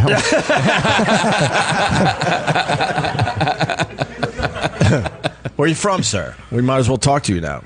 From Il Perot. Where? Il Perot, near Montreal. I think we're supposed to kind of know Canada a little bit. Yeah, we're not supposed to be that ignorant of their major places. Where are you from? Toronto. We've been Where, on in Canada? We've been on in Canada for about 10 years. We should know basic geography, but we don't. What do you love about the show? Everything. I've been listening to you guys since your cake stomp, Opie. Oh, shit. Even before that. By the way, it's funny. I did my podcast run this time with Joe and with Kroll and all those guys to promote this Vice show. And last year was Opie's. I was defending. I literally have 2 alcoholic parents. I was out last year. I was defending Opie and his cake stomp. I'm like, you don't understand this relationship we had with Andrew. And then this year, it's like, no, Anthony's a good guy. He just got assaulted. It was. I don't know who. Like next year, Sam's going to do something. It's like, look, he has no idea. He's a good babysitter. but mine was 7 years later. They finally got me. 7 years later. 7 years. I'm like, I've changed. I'm a different person. How frustrating is it though? Like as a guy who taught like in the media, and all of a sudden you're like watching, like you got to explain this relationship and all this shit over again. Right. 7 years later, I had to explain who Andrew was and how he was our friend and all that. And World Star Hip Hop was not happy with that one. No. They were not happy. No, but if you would have kept jumping up and down on the cake and they would have put music to it, they'd be like, this is fucking great. But black people dance a lot better than I just did. I actually just did this. How fucking lame was that? And they won't let it go even after the explanation. He was our friend. Whatever. It's old news by now, I guess. No, but the explanation, it's almost like no one gave a shit about the explanation. They didn't give a shit because they saw what they saw. They didn't see what led up to the video, after the video, all the days after the video where we took care of the guy. But it's almost like with the cancel Colbert thing, like Suey Park and those people. They knew that he wasn't anti-Asian, that he was just using the Asian slur as a reference to point out how awful Redskins was. And she's like, no, we understand why he did it, but we still. It's like even with context, people don't fucking care anymore. They know. Oh, that should be the opening part of my speech. Cancel Colbert. And I'll just look at them dramatically. Who wants a shot of tequila? Who's next? All right, where's the glass? Kenny! We're doing shots of tequila today. Sorry, Rob. Sam, your feet are enraging. Yeah, they go out to the sides like clown shoes. What happens? What happens when you're just standing? I'm glad you took the mic from him. Now he has to think over his answer. GH, I have an observation of the audience. You do? What's that, Kenny? A couple of them are wearing your T-shirts. Ooh. There's a child of the 80s over there. That's Jim Norton's Slabo. T-shirt. He's talking about my T-shirt. The child of the 80s. Child of the 80s. I see the child of the 80s. Nice. And a Slabo and one Jim Norton American. I feel like it's balanced. I kind of like that. Get your T-shirts now. OpieRadio.com. Do you have any shirts and merchandise, Tom? I don't. That's a shame. Oh, you're dumb. Do you make a lot of money on that? Oh, boy, do I make a lot of money. Oh, wow. He actually flew private up here on his T-shirt money. I did it as a goof and then went, wait a minute, this isn't a goof anymore. Oh, really? Well, Opie will say things like, no, it's a little bit of pocket money, but then you realize, like, wow, he's got really big fucking pants pockets. He's selling a lot of these cocksucking shirts. Really? OpieRadio.com. What kind of shirt should I make? I don't know. You got like a saying or something? Like, start with cotton. Kind of like fluffy? No, that fluffy's taken. Something that's not you, because Tom is a very funny, cleaner comic, and you're a really good actor. Something that has nothing to do with your act. Like maybe just a picture of your face smiling, like with cut her clit off, exclamation point.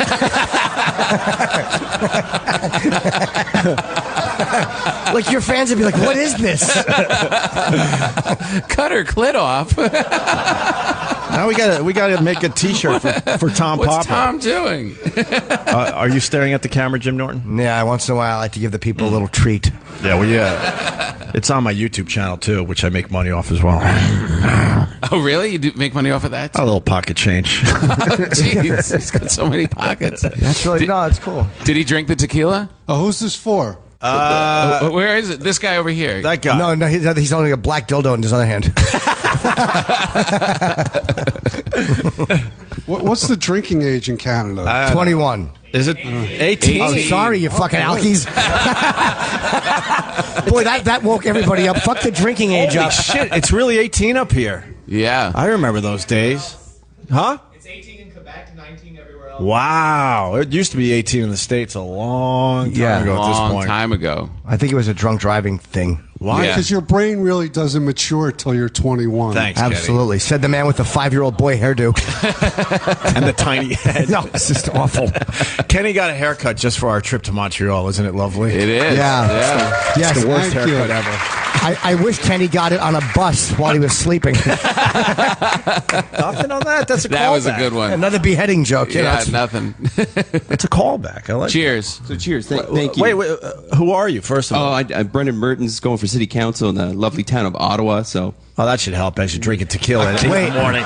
You're running for city council? yeah. I'm taking the Rob Ford business model. You know, so you see, Ottawa is kind of like your Washington D.C. You know, so I'm going up against like the evil corporations to try and bring justice back. But Cool. So this is the way to get that campaign started. you got to get the young people. You got to get the young people out there, right? You're so not winning. Oh yeah. I'm aiming for second place. If I can come second place, then I did my job. And you'll be happy with that. Your campaign slogan should be "Cut her clit off."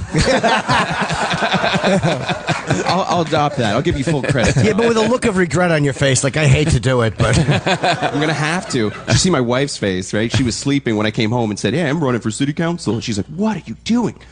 Because her family found out through the newspapers and everything, right? Because I came out going, "Oh, I'm gonna have an anti." Boring. I'm so sorry. I'm sorry. I'll shut up and drink. I'm sorry. I don't have my sound machine today, so I'll do it live. All right, I'm sorry, Opie. No, thanks. the for funny coming. part is though, like usually you hear stories about like my wife was like, "Oh, honey, you have to go. You can," but his story was like, I woke her up and I'm like, "I'm running," and she's like, "Why? You're an idiot. What are you doing?" It's a terrible story. Worst part was her family was texting her going, "You guys are gonna have kids in a year?" Because she read in her family read in the newspaper like I'm trying to be like the blue collar guy, right? So I'm like, "Oh, we're gonna start a family in a year." I don't care. I'm sorry. I don't care. Thanks for the drink. Sorry. That was all before the tequila shot. Well, good luck, my friend. Thank you. Good luck. Good luck. Who else wants a shot of tequila? We're just waiting for our next guest. He could be a future Canadian prime minister, isn't he? It's like we don't. You prime minister. Or No, president I or mean, both? he has the gift of gab. So Yeah. He did start talking right away, right? Oh boy, did he! Comfortable. Who else wants a shot of tequila? Does anybody else want to drink? Over there, we got one over there. Pick one, Sam. The guy next to the guy Sam, who came 38 hours on a bus is like, I need a tequila. This guy's weird next to me. Yeah. As your men's knees are. What's worse than another man's knees touching you? Guess a lot of things. Oh yeah. What's your name, sir? Elliot. Hey, Elliot. Where are you from? I'm from Calgary, but I live in Colorado. Okay. Okay. Well, we can't just ask and be curious. Why'd you go from Calgary to Colorado? Job. What do you do? It's a lot of work here, Elliot. All right, what kind of? I work for a cryogenic liquids company. Anything without a C in it. Cryogenics liquids company. Cryogenic liquids. Wow, really? Yeah. So you're the gloop that goes in and keeps you frozen. A lot of people always think that we do that, but no, we don't fuck with frozen people. What do you do? Honestly, it's used for fracking. Oh. What's that natural gas stuff? Huh? Yeah. Is that the natural gas thing natural people gas do? stuff. It's big in Canada and Colorado. Yeah, it doesn't hurt the environment at all. No, not at It's all. causing earthquakes in all these places, right? They say it doesn't hurt the environment, though. All right. Well, wasn't one of the guys who's a fracker, like from Exxon or whatever, fight fracking in his own neighborhood or something? No idea. Cool. I just wanted to say something that would bore everybody. And I asked a question I had no answer to. But I thought Matt Damon did a movie about that. Yes, he did. Terrible. Oh, well, he's on the other side of the. He heard it was terrible because he probably didn't like the message. It was actually a really good movie with an anti-fracking message. Is that why you didn't like it, because of the fracking or the acting? I never saw it. He won't be a party to that. I won't put money in his pocket. You said it was terrible, but you never saw it. All right, let's cut our losses. Thanks. Have the tequila. Thanks. Want to try one more? I don't know.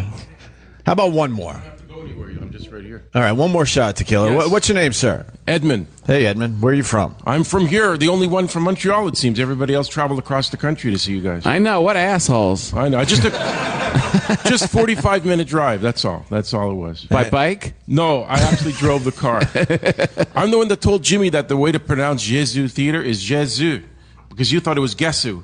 I thought it was Gesu, But that's a group from Jisoo. Winnipeg, actually. It doesn't matter. They all equal the same thing. Empty. It'll be empty.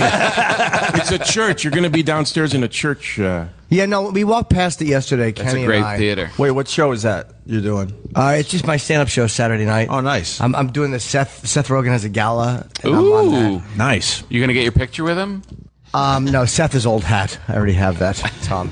Sorry. But if you have nothing to do tonight at 4 a.m, you should just walk around and take pictures of women in tight skirts at 4 o'clock and Where? post them on Twitter and stuff like that. Why? What happened? Somebody else that used to do that. No, he's not here anymore. No, we understood the reference. I was Yeah. just Dude, seeing how you knew far it. you were going to take it. Yeah. You knew the reference. But you know, Anthony really does take pictures with his big camera. I mean, that was not a lie. He had it know. in studio. I saw the picture. It was actually quite nice. He wasn't going for a creep shot. You got to see the lens he has on this thing. Yeah, you can't creep shot with that. Right. No, that's actually something. It's kind of like the Hubble. Good. This is really going well. What do you do for a living? I sell barcode scanning equipment for B5. I told my boss. Oh, I'd how say many today, women have walked Wow. away in mid-sentence when you said that? No offense to you, but that's a weird job. It's machines that scan barcodes on products. We sell them across. People don't call me back. I leave messages for 100 people, and one person calls me back. That's what I do all day. That's a nightmare. It's not easy. Wow. Try to sell stuff. It doesn't work. It's not easy, but I do. This is like the monologue somebody has as he's washing blood off his hands in a hotel room in the mirror. 100 phone calls. One called me back. People don't call me back, but barcodes are necessary. What did you want to do? I tell them, but they don't. They just ignore the delete. But what did you want to do with your life before I you wanted went to into do the what you're barcode? doing, but I kept getting jobs that wouldn't pay me actual money. They'd say, "Sure, you can work here, but we won't pay you." Yeah. And this went on for like 4 different radio stations. Yeah, that's what happens. And they wouldn't pay me, and so they kept saying, "Go to the other end of the country and work for free somewhere else." And then I kept trying, and then I said, "I need money," so I had to do sales. And you went into the barcode business. Yeah. Well, that was. This is my 30th sales job, so that was like 29 sales jobs. So do you get really bored, or are you not a good salesman, or do you hate it? I listen to your radio show to wake me up. So. Oh, good. So I always do that, but it's not a fun job. But you know. No, I wish I was doing radio. I think it was more fun. Well, you know, it's always weird when you hear a guy who wants to perform or be on air or whatever, or as a comedian. We should have him sit right there for a little while. I've never been on the. I've only called you guys on the air, but I would sit down there if you want. I don't Of course you would. Well, you're sitting there. Why wouldn't you sit on the? Well, what would you do with your What would you do right now? You're on the radio. Well, what I would do is I would sit down next to you and ask you guys questions about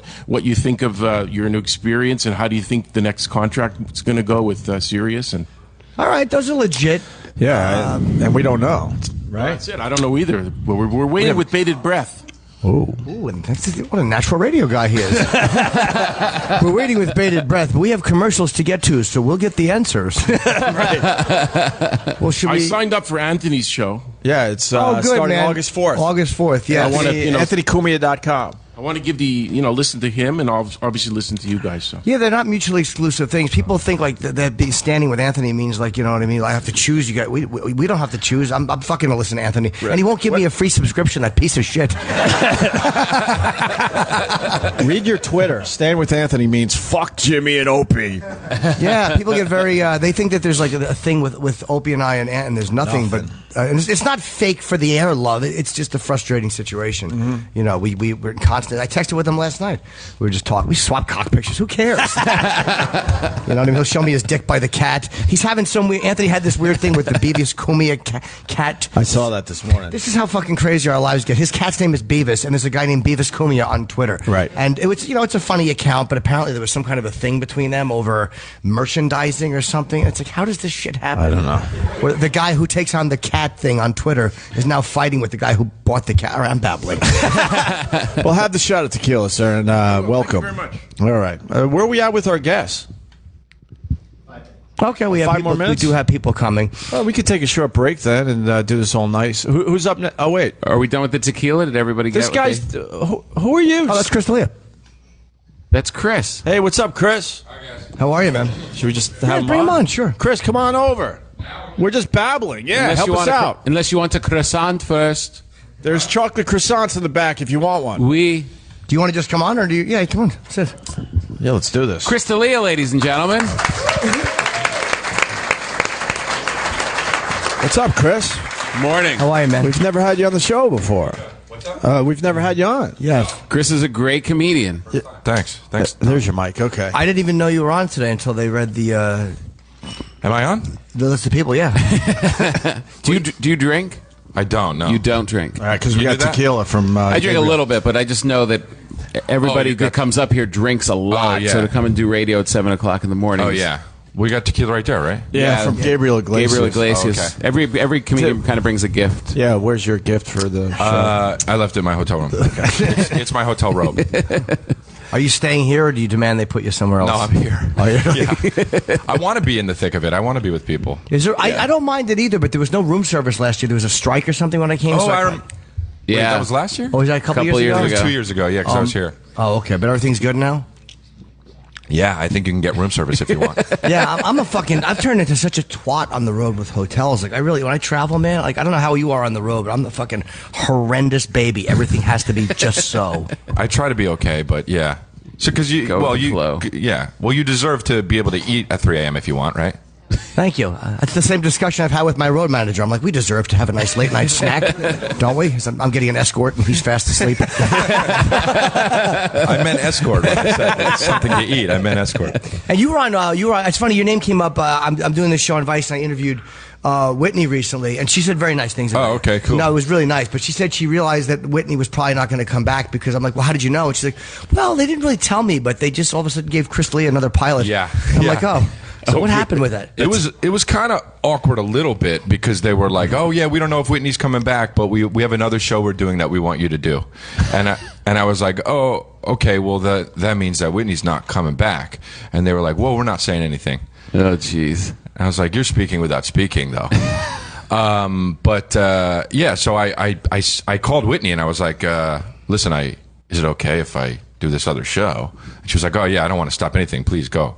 And so I did, and then Whitney got canceled, and I got on the other show, and we got picked up and everything. So. What show is that? Undateable. Okay. Yeah. Is it still on? It was on for they doubled up episodes. It was on for 6 or 7 weeks, and then we're waiting to hear. We'll hear in the next few days, I guess. Oh wow. But we were a summer thing. Yeah. Yeah. But it did well, didn't it do well? It did well. Yeah, it did well, and then we were up against the NBA finals, so we didn't do that as well. Right. And then we were up against the hockey finals, so there was that. And then for our finale, there was like this big storm in the country, and like a third of the country couldn't see it. Oh, no. It was like nobody. It was like somebody didn't want this to be seen. But man. we did well despite in spite of it, and everybody. Everybody who saw it kind of liked it, so that was cool. You know, Is it weird as a stand-up to have these discussions too? Like you're as a comic, you're so used to talking comic things, but then when you get into a TV thing, you start to think like, well, technically we were up against like. Yeah, I know, because as a comic, you feel like you're more in control when you're on stage. You know, even though there's other people there and they're an audience and they can do whatever they want, but you feel like a professional and you feel like you get up there and you can deal with anything. But when you're an actor on a show, I mean, you don't know what the fuck can happen. You know, there's a director, there's the editor, and besides all the creative stuff, there's the people in charge of the network, and you don't know what their agenda is, you don't know what they want and what they don't want. So it's like, you just kind of got to be like, all right, I'll show up and do it, and if you like it, great, and if not, that's why I stayed doing stand up, because it's like at least I have that, you know. How did it feel? I know in LA when I drive around, your billboard is everywhere, and it's Chris in front of like 5 other dudes, and he's just like walking badass, and it's just like this. I mean, it's huge, and it's all over LA. Is that? Well, it was cool finally, because when I was on Whitney, there were billboards everywhere, but I was the guy behind Whitney like that. And then now I was making fun of the other guy, because when we were on Undateable, I was like, "You're gonna be the fucking guy on the back that's like that," and he was like, "No, I'm not." And sure enough, he was the dude that was like that, and I was on the front like that. So I was like, and then when we saw it, you know, it's pretty cool. I was like, "Now you're the bitch." What is Undateable about? It's basically the blind leading the blind on dating. Like my character is kind of a quote unquote ladies man, and then he meets this guy who's not good at getting women, and so he says he'll take him under his wing to try and help him get girls, and then he meets his even more unfortunate friends that are not good at getting girls, and so he tries to help everybody, and then you learn through the process that my character is good at getting girls but not good at keeping girls, so he's in his own way undateable. So it's like the blind leading the blind. Right. Is it any way like there was a reality show that they did with that guy Mystery. Oh yeah, you know what? It is a little bit like that. A lot of people think they're like, "Oh, is it based on?" It's not based on that. It's based on a book that was, I think it was of the same name, called Undateable. It was like 300 things to not. It was basically a list, a book. It was a list, 300 things to not do if you're a guy. Right. What's a big one not to do? I don't know. I didn't read the book. Okay. Like any good employee and actor, I didn't do my work. But it's hard because women they like a guy who's distant and who plays hard to get. But whenever I do that, women just are like, all right, good, he's not bothering me. Yeah, I think you got to be a little bit like. I mean, dude, I don't know. Every time I do these, whenever I did like the radio tour and the stuff for Undateable, people are like, "So what makes you undateable?" I'm like, gosh, I fucking play the part. I don't know. Right. Like, why wouldn't you lie that my giant cock? Women can't take it. It hurts. It really hurts. Yeah, it hurts them a lot, and they cry. I feel bad. I cry too. I have a heart, and they don't like that. They want a real man. So, yeah. Is that the big question you get? What makes you undateable? Absolutely. Oh, the worst. Yuki. And they all do it too. And Yeah. You're on the phone at 6 o'clock in the morning. Yeah. Like, I'm like, I don't know. I just get real with it. Like, I don't make any jokes. I just say I'm really selfish, and I feel really bad, and I think that's a big problem in my life. Just so they'll be like, oh, okay, we were supposed to be lighthearted. No, that's great. Fire a fucking horrible answer at them. What makes you undateable? I make sure to be positive, and I absolutely refuse to wear a condom. A real man never covers up. Okay, we'll be right back with the traffic. Chris D'Elia is a crazy guy. Totally undateable. How long have you been doing stand-up? It's been 8.5 years. Okay. Wow. What'd you do before that? Because I didn't do any research on you. I was, dude, I was writing stuff. I wrote like screenplays. I had some stuff optioned, and it just never got turned into anything. And that was just like one of the things where I was like, as a young 20-something, I was like, making money's great, but I want to be fucking heard. Yeah. Right. So since nobody was paying attention, I always wanted to do stand-up. So I was like, all right, I'm going to get on stage finally. What was your last job that wasn't in comedy though? I worked for Abercrombie and Fitch. Nice. Yeah. As the model? No. When you walk in? I appreciate you asking that, but no. You still have to be good looking to work there, though. Oh, fuck. I think that's an unsaid rule. Right. Because they can't say that. No. But, There's not a lot of fat, ugly people working there. Yeah, they actually counted them. There's 0. Right. I would shop their way more if that was, though. That would be very cool. What is that scent they pump through? Because it's really bad. It's a little strong. Like, when Abercrombie is there, if you walk by it, you don't even see it. When I did work there, it didn't used to be like that. It wasn't like that. There wasn't the loud music that was pumping out of the store, and there wasn't the scent. But there were the giant ab pictures.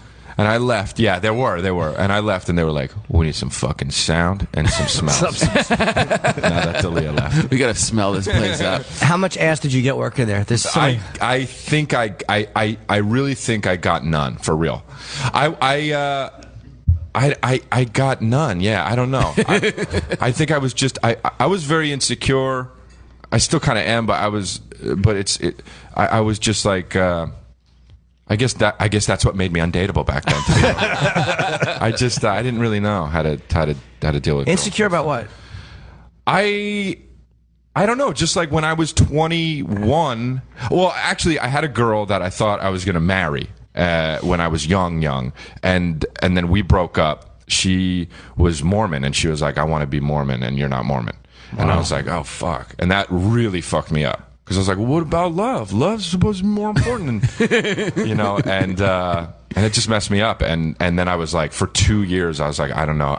It really fucked me up. How long were you with her? 2 years. Oh, okay. But it was formative years, and I just felt like I didn't know. I would be at parties, and I would be like, I would have such anxiety about like if a cute girl was around me, I would be like, I don't know what to do. And my friend would be like, what the fuck are you doing? And I would just be like, I don't know, dude. It was like a terrible coming of age movie where it was like the guy's not really like that, but I was like that. And then once I started doing stand up and getting a little bit older, you bomb in front of 400 people, and you're like, oh, nothing's as bad as this. So who gives a shit if you bomb in front of one girl? So what happened with the girl? Did she ever get married to someone else? Yeah, she got 2 kids. She's got twins and maybe more kids. Oh, she saved you from a fucking life of hell. I know. Yeah. I know. But I know now. you're obviously stalking her still, though. Yeah, I on her. I follow her on all social media. No. Are you friends with her still or no? I mean, friendly, but it's like, we have different lives. Yeah. We're going to be like, yeah, let's meet up. Don't bring your kids. Yeah, well, your husband. Yeah. Yeah, you got out easy. You're lucky, man. Yeah, I feel good. I started seeing Chris in L.A. when I guess like 5 years ago. Rephrase that. What's that? No, we were fucking. Yeah. And he was very awkward around me. He was like, "I've got coupons to Abercrombie." No, but he was like, I saw you were pretty much starting out, right? In those clubs when we and stuff. first met, we probably met where, like the Laugh Factory? Yeah, it was like Laugh Factory or the Ha Comedy Club. And he, yeah, it was. And who's your there. buddy? What's your buddy's name? Is it Jason Collins? Is that who you're talking about? Yeah. You used to come around with him all the time, and he was like kind of like new and like he always had great energy, but he didn't. You show up at the clubs and you're just trying to like do it. Yeah. And then I went back to New York for like 3 years, and I wasn't really around those clubs as much. Right. And I came back to town. And nobody wanted to follow D'Elia. Everybody, he just kills now. Wow. Just destroys. And people literally, he pops up on every show. And you're out there almost every night. You don't really slack off at all. Yeah. Yeah, I feel like, well, I love it, Yeah. but also like I want to be good at what I do. So yeah, it's like I when people these comics are like, yeah, I do stand up, and they do like a show every 3 weeks. You're like, oh, all right, it's a hobby though, Right. So the Ha Comedy Club, by the way, which I used to love when I was out there. I'd spend a lot of time in LA. In LA, the Ha Ha. Ha Ha. Oh, Ha Ha, right, the Ha Ha, not the one in New York. The Ha Comedy Club is in New York. Yeah, no, I like that place, the Ha Ha in LA. Yeah. And I remember one night I went on. It was a good little club to work out in, but I didn't realize it was a Latin night. Yeah. And I had a U.S. immigration.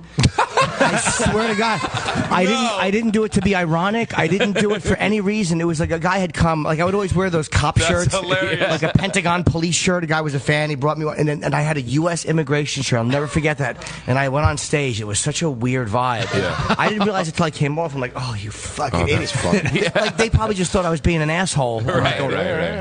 I'm white. Yeah. Just have a shirt that says I'm white. Yeah. Yeah, that was quite uncomfortable. Maybe that'll be my T-shirt. I'm white. There you go. We could sell those. And then Gaffigan will sue you. He's whiter than you are. What do you think of Montreal? You get out there and. Well, go ahead. No, I was checking it out. I was supposed to.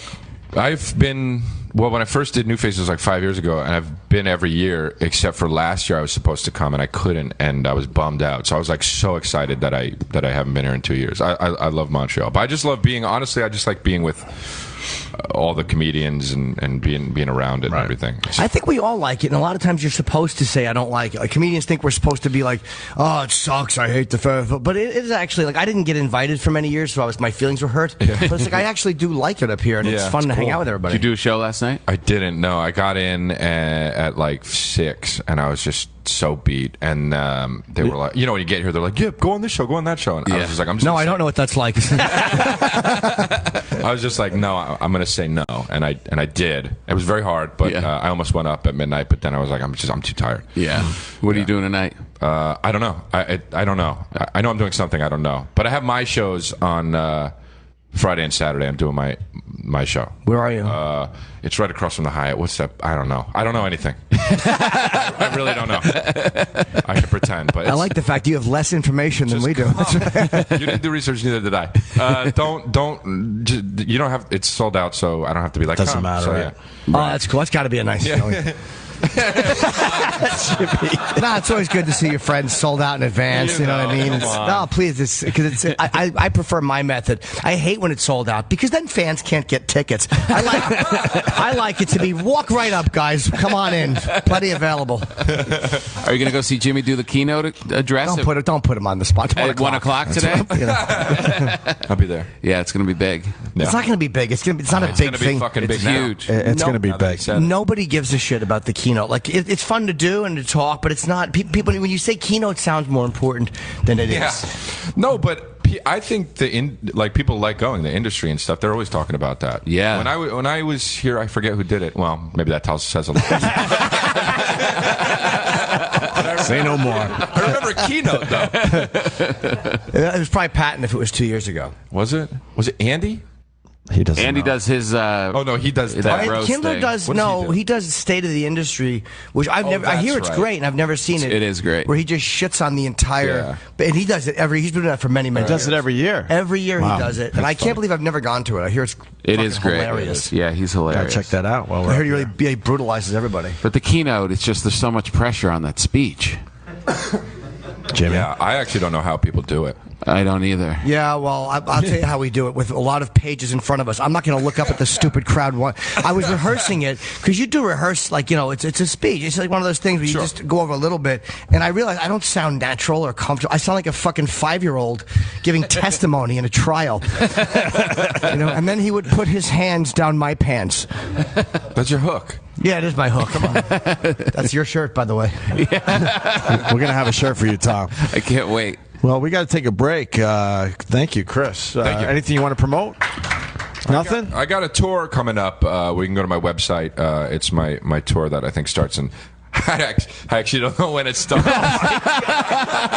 Jesus. How do you do this? How do you survive? Because I have a fucking website. I just go and I look where I'm going to go. How about the website? It's chrisdalia.com. I think it starts in early October. I think fucking Reagan gave more information in the Iran-Contra trial. Oh, what an idiot I am. Let's hear it for Chris. We're going to take a quick break and continue. Thank you, Chris. Thanks, man. Nice meeting you. Thanks, guys. Live from the world's largest comedy festival, Just for Laughs Montreal. This is Opie with Jim Norton. More next. Welcome to Attainable Dating Solutions. Video dating for the unwashed and socially inept. Profile TWTO94. Sandy Kane.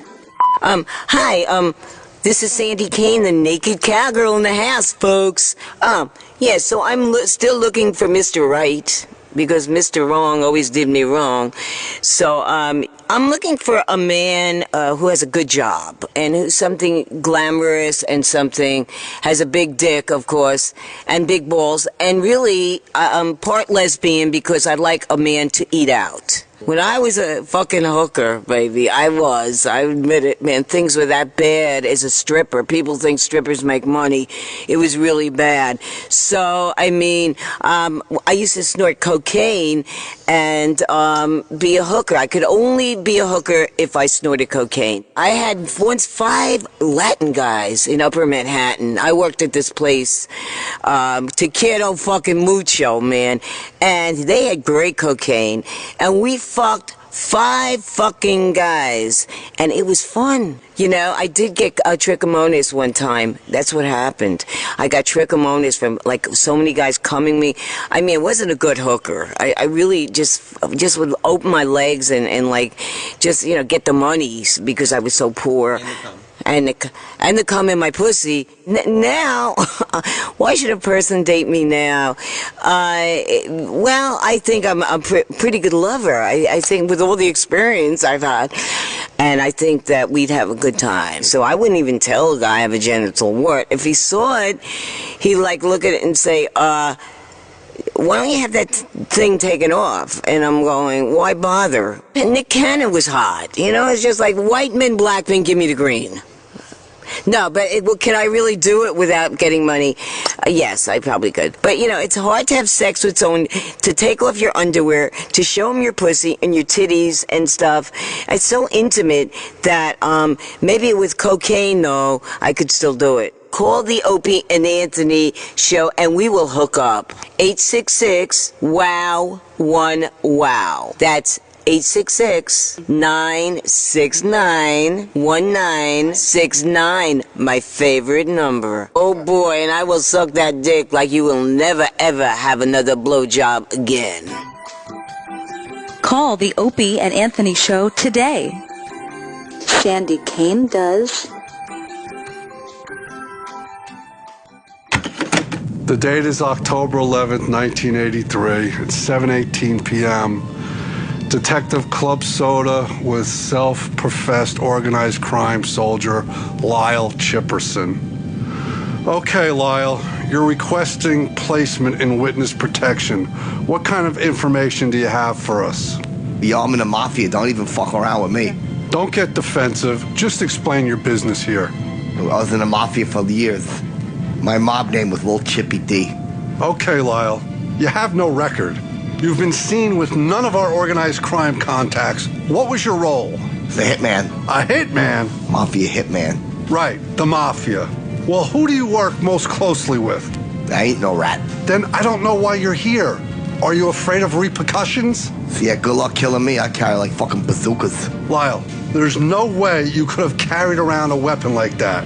If you're just here to waste my time, I suggest you leave. Fuck you, cocksucker. I'd shoot and kill everybody. Bury in a hole or something, then we'll see. Mr. Chipperson, why are you here? Fucking stupid cocksucker. Start listening, you fucking piece of shit. I can't believe you wasted our fucking time with this bullshit. Do you know this is a crime? Make him an offer that no one refuses. Why don't you do yourself a favor, Lyle? Walk out the door now. Fuck you. You're a funny guy. Laugh at this. You like that? How does this feel? Fuck this. Good to be here. You know what? I almost died yesterday. That's funny. I flew here from Beaumont on a plane this big. It was like a pack of gum with 8 people in it. And what happened was we took off from the Beaumont Airport Hair Care and Tire Center.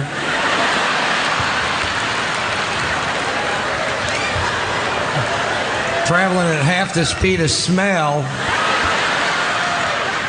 And we got like halfway and we had to go back. It's a 12-minute flight.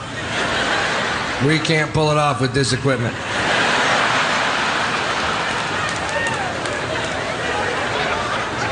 We had engine trouble. We lost some oil pressure in one of the engines.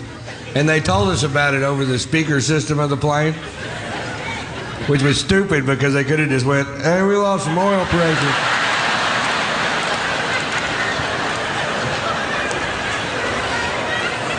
Heard ya. It was weird. Everybody on the plane was nervous, but the guy sitting next to me is just losing it. You know what I mean? And I'd been drinking since lunch, so I was okay. This guy goes, hey man, if one of these engines fails, how far will the other one take us? All the way to the scene of the crash.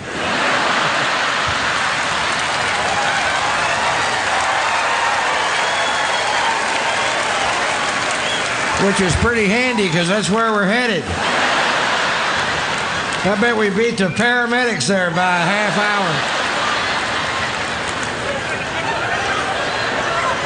hour. We are moving. I drank too much. Other people learn things when I drink. Last night, a cab driver learned if I say I got a yak, it doesn't mean I have a long-haired buffalo living in my backyard.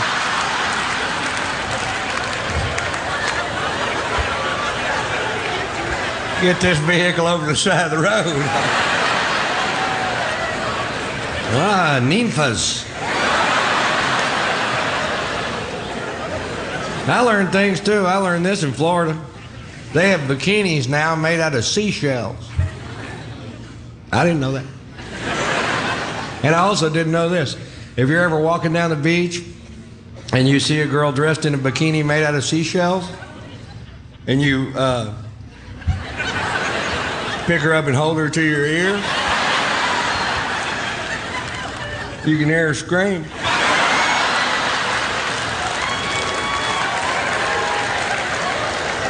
Who'd have thunk it? I thought I'd hear the ocean, but not over that woman. Hush, ma'am.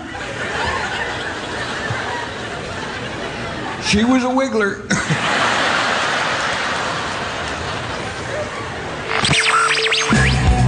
Opie with Jim Norton continues. Live from Just for Laughs in Montreal.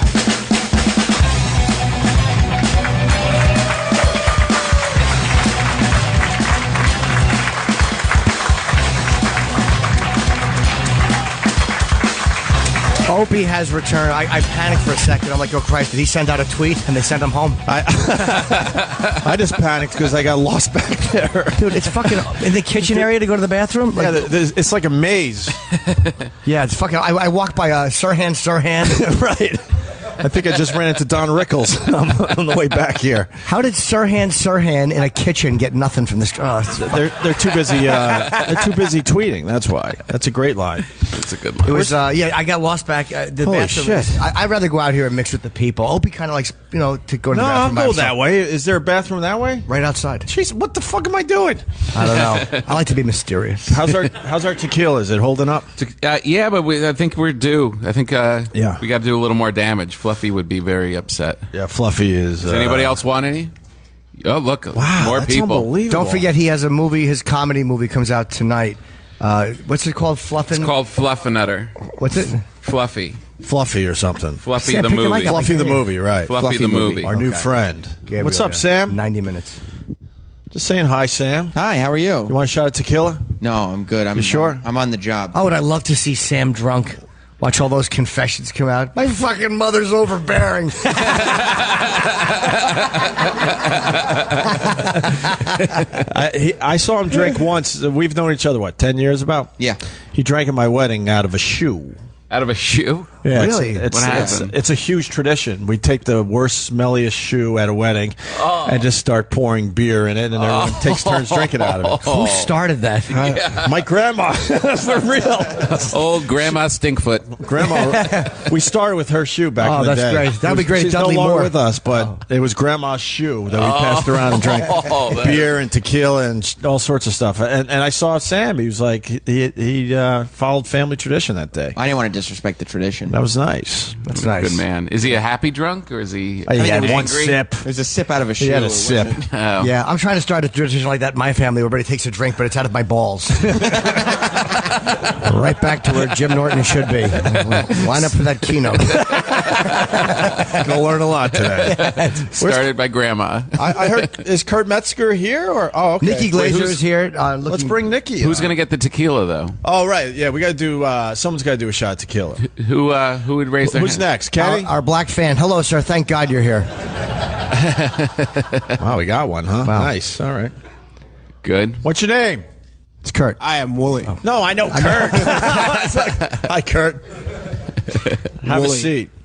Willie? Wooly, yeah. Wooly. Wooly, W-O-O. That's correct. And where are you from, Wooly? From Montreal, 15 minutes away. Nice. Yep. Nice. You got the weed, right?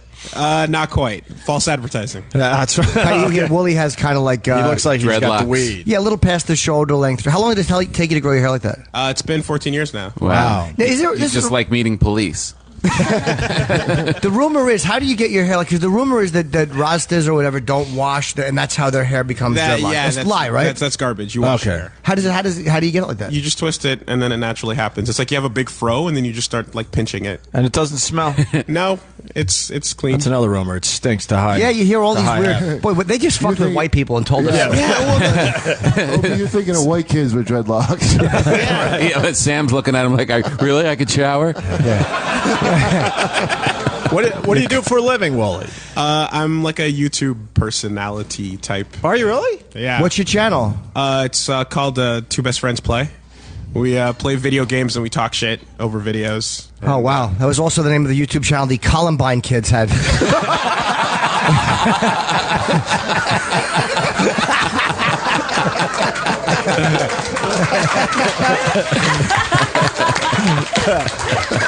Wow. And how many views? We've got about 450,000 subscribers now. So. Son of a Wow. bitch. We're okay. What the fuck am I doing? That's more people Playing that watch video my games and hour, talking as you That's do all, it. that's all it takes? Yeah, pretty much, man. But you got to be clever. It's what you That's do, my except problem. with video games in front of us, you know? What kind of all the latest video games? But Yeah. what makes it different? How do you guys make it different? We get to put up half an hour every day and just, like, I don't know, people like video games, so, you know? It's two guys whose dreadlocks don't smell. Kurt Metzger and Nikki Yes, Glaser are here, by the way. are on the Just couch. people, so thank you guys. Hi. That's the makeout couch, by the way. So. Yeah, that's the makeout couch. So right. just letting you know now. Yeah, we had Gabriel and Crystalia together. It Yeah, was hot. boy, Good was luck that following hot. that. Cheers, sir. Cheers, thanks. They're Cheers, drinking tequila, enjoy. Kurt. Really? Yeah, but that is kind of fascinating that you go on a channel and you watch other people play games. That's why I'm asking what his angle is, because that sounds stupid. But it's but he has 450,000 subscribers. and he's not the only one. That's a real popular thing. So I'll ask again. Why? What's your angle? Like when a new game comes out, sometimes people just want to see like what's going on with it. And we play through the whole game, right? And you just tune in for like however many parts, and it's like they're hanging out with their friends. Yeah, that sounds on the high end of people will watch like some girl just some shit she bought from the mall. Yeah. Holding it up like that sounds like even better than most YouTube stars. Right. I like videos like that. They feel voyeuristic. Like she's just holding up her top and you feel like you're in a one-way mirror jacking off. Well, and you don't have to work. That's my living. God, how much? I have to ask. Give me a number. Let's say per subscription. How does that work? No, it's weird. There's a bunch of things coming in. We have a podcast that gives some income. We've got, like a website. Give me a number. A number about probably around maybe 40 or so for us, 40K, which is like not much, but by the way, did my per subscription question really make me sound out of the loop? What a fucking asshole I am. Do you get paid by the eyeball? What a dummy. I did not know that. This is going to be part of the keynote address. Does anyone have ASMR? Has anyone heard of that? ASMR. Is that a disease? Yes. Yeah. Really? No one here? We're going to be right back. Do you know what it is? Ass, mouth, repeat. Okay, so well, that too. But there's another thing that I have. It's called ASMR, and I watch videos of people doing menial tasks, and it's really soothing and gives me a thing called ASMR, which is like. It's described as like a brain orgasm. You've heard of people with this? You're the only one. Thank you so much for being here. You get like a tingling, like yes. Do you know what I'm talking about? Yeah, I get that when I watch beheading videos.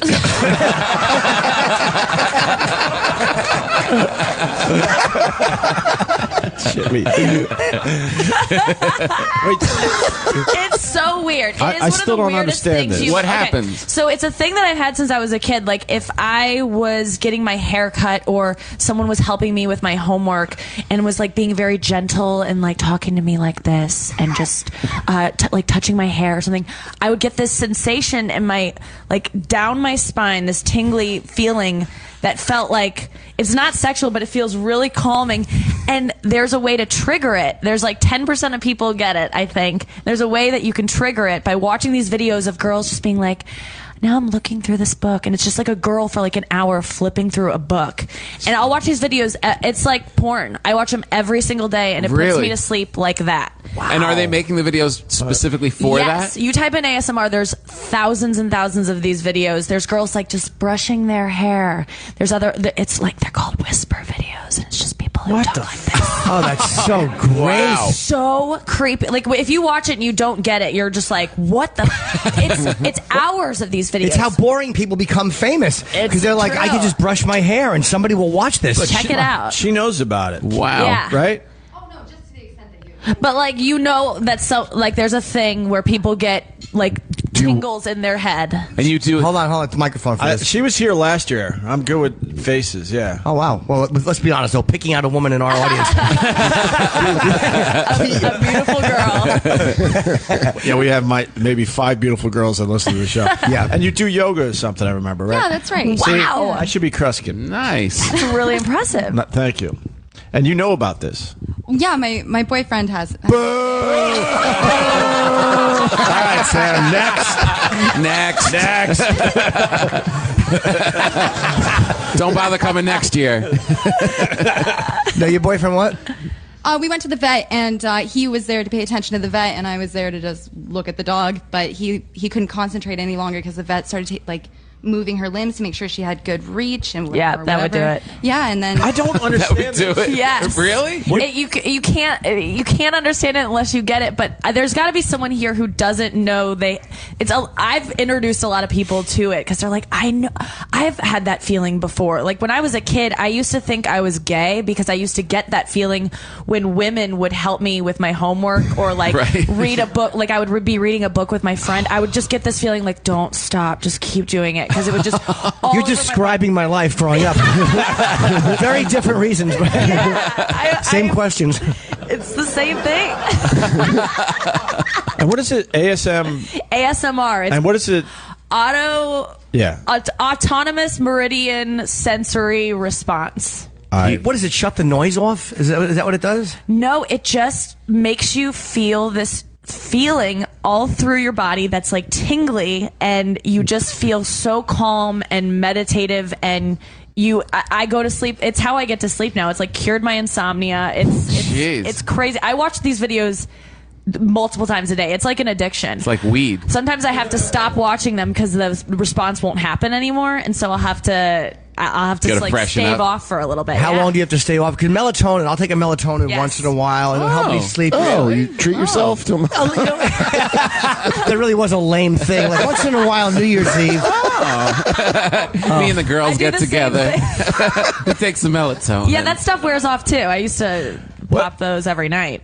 What's your favorite video to watch for this? There's so many, but I would say this is weird. I like to hear, and this is something that people usually hate, but I was on a plane once after I had discovered I liked ASMR. Oh no, flying into Ukraine airspace.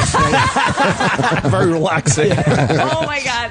So I was on a plane, and this woman next to me was eating a bag of chips, and at first it was annoying, and then I was like, this is so soothing. What is that? Chip just showed up. You don't want to know. So what happened? You were on a What happened? You were on a plane? Yeah, and this woman was eating a bag of chips, and and I was trying to sleep, and then I got that feeling, and I was like, oh yeah, like I love the sound of people eating, and so it's a whole subgenre of ASMR is people just filming themselves eating. And Opie hates that. That's the weird thing. Like, doesn't that drive you nuts in a movie theater? Oh, like, fuck yeah. You can't handle the sound. The noise of popcorn in a movie theater drives me insane. It doesn't give you a tingly spine all the way down? You're not following this either, right, Kurt? This is. Have you ever seen Bob Ross teaching painting? That's it. It's That'll Bob make you Ross explode in your panties, right? A happy little tree. I understand the Bob Ross. He was the I'll watch forerunner Bob. of He this. did it for Was he everybody. really? Well, he's the one that people cite as like when I was a kid, I would watch that for hours He's the and not godfather of understand what I was boredom. feeling. Yeah. Jesus. That's not what you want to be known as an artist. Curing insomnia. Oh. We should all talk to Nikki in a very soothing, slow voice. Yeah, Hey, we're Nikki. gonna paint a little tree here by the cabin. How close is that to like orgasm? It feels slightly like to me it's close to it. It feels good. It feels real good. Tom, you never heard of this either, right? Sometimes I like to just put a little tree by the barn. And no, I haven't. But when she's describing it, I just picture everyone in your audience going to these videos today and then whacking off to it. It can be sexual. I can completely Because see. it's just girls like, okay, so today I went to the store and I got this little trinket. Any guy that's Then they watching show something them- online that's boring, they're just like, well, I guess I'll just whack off to it. Well, the opposite. When people write yawn, that's actually a great compliment on those videos. Thank you. So did you ever though? Did I ever what? You know. Jerk off to him? Yeah. No. It doesn't. It's two different things. Right. How about two guys on YouTube playing video games? That's awesome. Do you think you could? That might do it, honestly. Like the click of the buttons, and if they were just talking softly, that could do it. So I bought this little trinket, and what else do they say? There's a lot of ones where they're like, it's called role play, which I'm not into because it just seems fake. But No, neither am I. But tell Daddy what happened. Yeah. It's so corny. But it's like a woman being like, hey, welcome to the spa. It's really great to see you again. What services would you like today? Oh, your skin looks beautiful. Like and then they just act like you're going to a spa, and it's like this role play thing. It's so weird. And it's hours of these videos of people doing nothing. How long do you watch it? Like, how long is enough for you? If I see a new video from one of my favorites that's going to be like 40 minutes, it's like makes my day. If Really?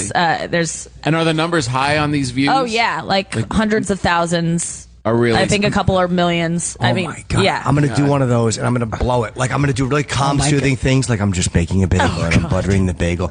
I'm going to wait like 8 minutes in, and I'm just going to make some kind of obnoxious...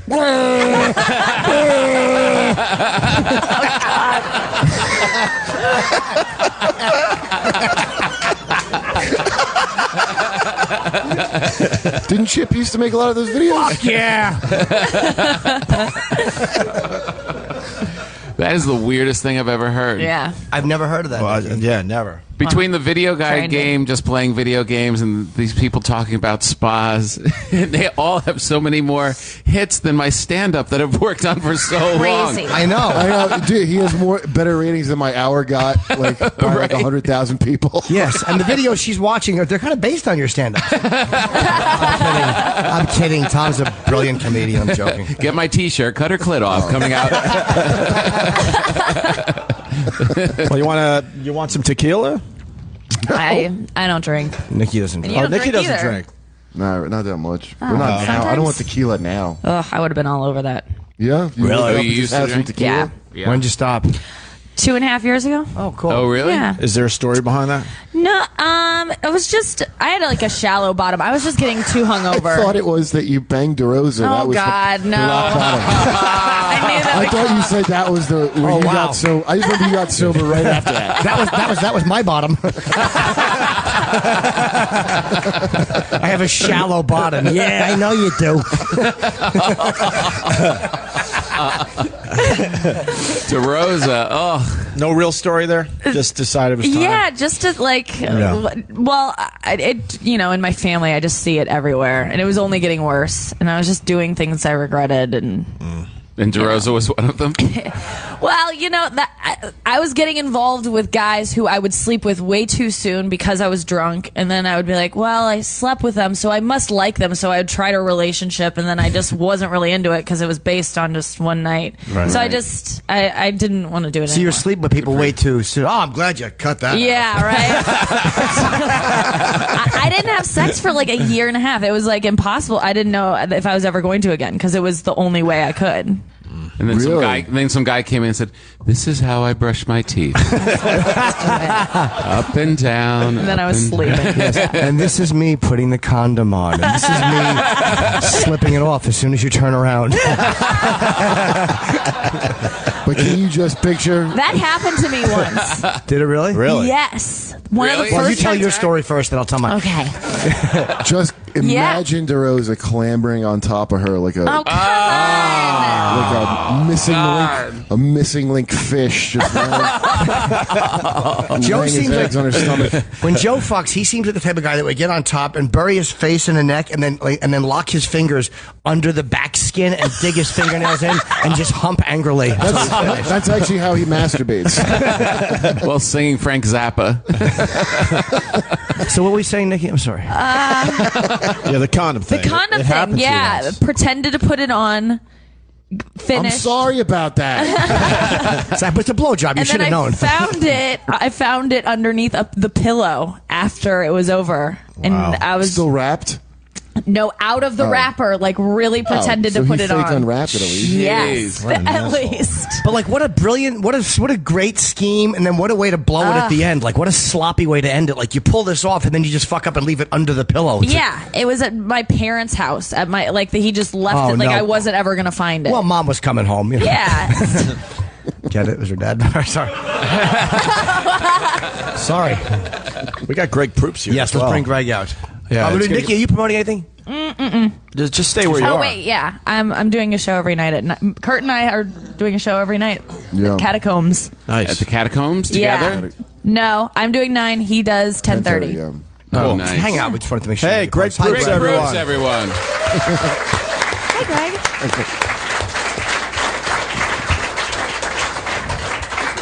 We haven't seen you in a while, sir. How Okay, are you? Greg.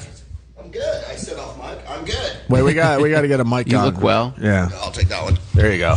You know Kurt Metzger and Nikki Glaser? Sorry, someone's putting a big protuberance in my mug here. Hang on a second. Hi, guys. No. Hi, Greg. You've never met before? I don't think so, no. Have we met? Yeah. I met you at Laughing Skull one time. I'm Atlanta. really shallow. I have to be told about I would never expect you to remember. We worked together at Comedy Works in Denver. Oh, of course. Yeah. He remembers the club. Comment ça va? That's why in the business people always say, "Hey, it's good to see you." Like we don't ever want to say "good to meet you" because we don't know if we've met somebody before. At least Absolutely. you were honest. At least And I do it all the time too, right? Like people, I'll go hi, and people are like, all right. It's embarrassing. Nikki watches very boring videos on YouTube. What kind? Very boring ones. I bet Greg's heard of it. AS what? I thought you said MR? very porn for a second. And I was like, And I've gotten into a little bit. ASMR. Have you heard of it, Greg? No. No one has. It's so. What is It's it? so weird. bizarre. It's people triggering a response that a lot of us get where if someone's doing like a tiny task or like touching us gently or describing something to us, like it could be with this coffee cup, they could be like, this is my coffee cup. There's like a lot of tapping and just scratching, and they buy special mics for it, and it's just will be an hour of someone being like, this is a coffee cup and I'm just like gonna tap it, and you just watch it for an hour and you get this tingly feeling down your spine and then you fall asleep. It's so weird. It's so fucking What weird. is this called? ASMR. It's autonomous meridian something response. I forget. Like Bob Ross was. Yeah, the Bob king Ross. Of this. Yeah. So is it always a tactile thing of someone touching some bizarre It's object? a girl brushing her hair, or it's Wow. someone just flipping through a magazine, or it's just someone whispering about like their day, and it's just like a very gentle. I think it's for people who didn't have loving mothers. Yeah. That's what I've determined, because I got it when we would have like a mom, like another girl's mom come into the classroom and like help us with our homework, and her bracelets would like jingle, and she would like show me attention, and I would just get it and be like, give me love. I think it has to do with people who didn't get enough love as kids. Your mom wasn't like that? No, Nikki she was Glaser not. is crazy. Yeah, Nikki, that's what we're Nikki's learning nuts. today. Yeah, You're nuts. I think I am. Have you ever made it to the end of one of these videos? How do they end? They're just like, okay, I'll see you next week. Oh, I hope this is relaxing for you. They all end the same way. Now I'm going to put the camera under the glass coffee table, and I'm going to climb up on top of it. Never actually gotten that far. What have you been up to, Greg? We haven't seen you in years. Nothing. I'm mostly largely retired. I live in Bimini now. Thank you, audience. Cocksuckers. I'm here at Montreal doing stand-up. I got my podcast, which I'm doing here on Saturday. I've been doing stand-up all week. Nice. I got a video called Live at Musso and Frank, if you want to buy it. That's a stand-up video. Finishing up a book, if you can believe that. The worst experience of my life, but there you are. You wrote a book. Is it murder or what? It was fun. I like the editing process. The hardest part is when I actually set out and said, okay, I'm going to write a book. Right. And then because I'm not disciplined. We're not disciplined people. We tend to just hate schedules and hate. But I was able to do it, and I loved having a finished book. Like, having a finished book was great, but getting there was a pain in the ass. Yeah. When it'll be finished, I'll breathe a huge sigh of relief. What's it about? About 100 pages. It's just, again, anytime. They're all just Jump getting right in, ASMR audience. from your. It's called The Smartest Man in the World. It's just all the junk I talk about on my podcast. So there's like funk music, baseball, history, shit like that. But writing it, like you say, I'm not. If you asked me to talk you the book, I could just tell it to you for a week. But to sit down and write the bloody thing, and then you realize that you have to write like with writing. You can't just write the way you talk because it would seem nonsensical. So that part has been driving me up a wall. Well, you talk your thing. Like, I find myself talking stuff into Siri, into the Notepad app, and believe it or not, then you email that to yourself, and you can open it in a document, and then you have so much shit. Oh, now wow. you just got to kind of go in and make corrections and adjustments, and pick up where it made mistakes on your voice. But it's a lot easier to get stuff on paper that way. Where were you 2 years ago when I started this? Well, I didn't do that for my books. It's this whole little stupid keynote thing. But I just kept talking into it because I couldn't sit down and write down. So I get a thought and just talk it into the mic. Right. That's what I should have done. Next time I'm going to do it that way, or the Steve Allen way. Just have a stenographer follow you around and just. Oh, is that what he did? Well, yeah. I think he spoke into tape recorders and had people just copy it. Yeah. So anyway, I'm glad I'm doing it. It'll be fun, but it's not. It's a little excruciating at this point. The agita it's given me. You know what I mean? Yeah. It's the idea of working. Comedians have structured work is a pain in the ass. It really is. How's your book coming, Kurt? Very well. It's about spine tingling. Jimmy, tell me about books. I did an interview with like Glamour magazine or something, and they said, "What's your?" Thank you. That's the end of the story. What else? And they asked me what was like your favorite funny book, and I said your book, and. And I wrote this little description of it, and they wrote me back and said, "We need another book because it's too gross." So they wouldn't put it in the magazine. They wouldn't put it in. Oh, you should have put Mein Kampf. They'd be like, all right, that's better. That's a little bit more complicated. I was so sad. Well, what was your second favorite book then? I put like a Jonathan Ames thing or something. All right, Jonathan's a good writer. Yeah.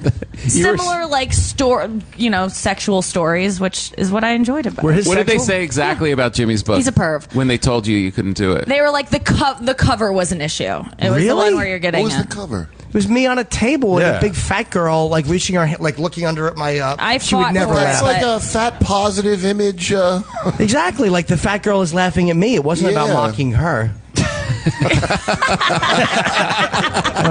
Maybe it wasn't chic enough. Yeah, maybe it's probably kind of a white trash image. I think. But those magazines, it's my idea of funny. My dick.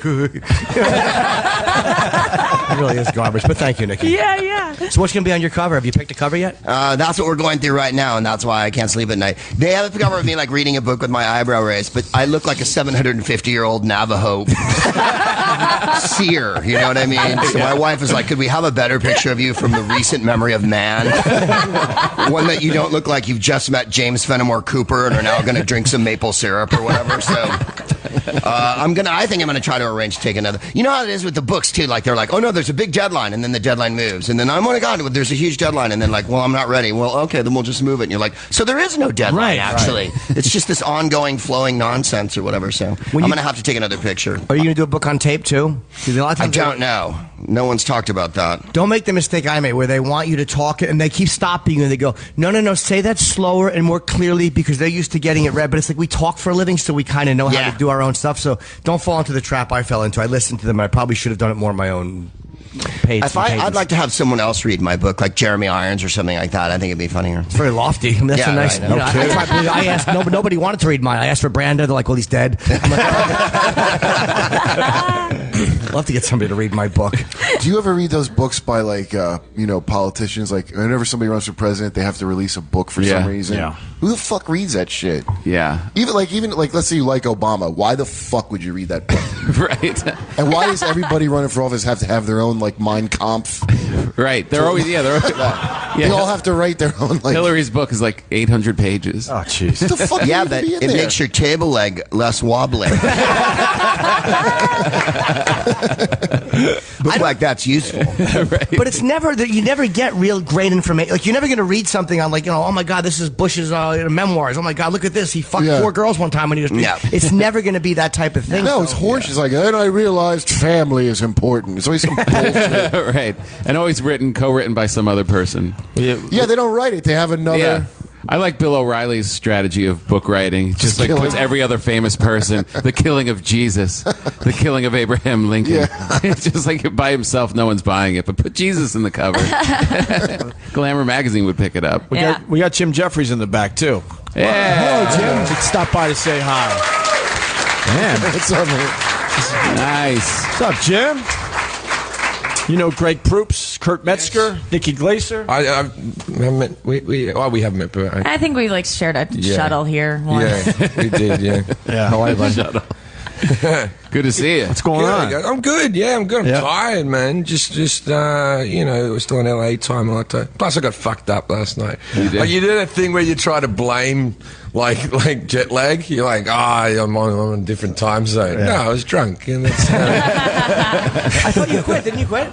I quit drinking for. I gave up for about 1.5 years, and then I took it back up again when my son was born.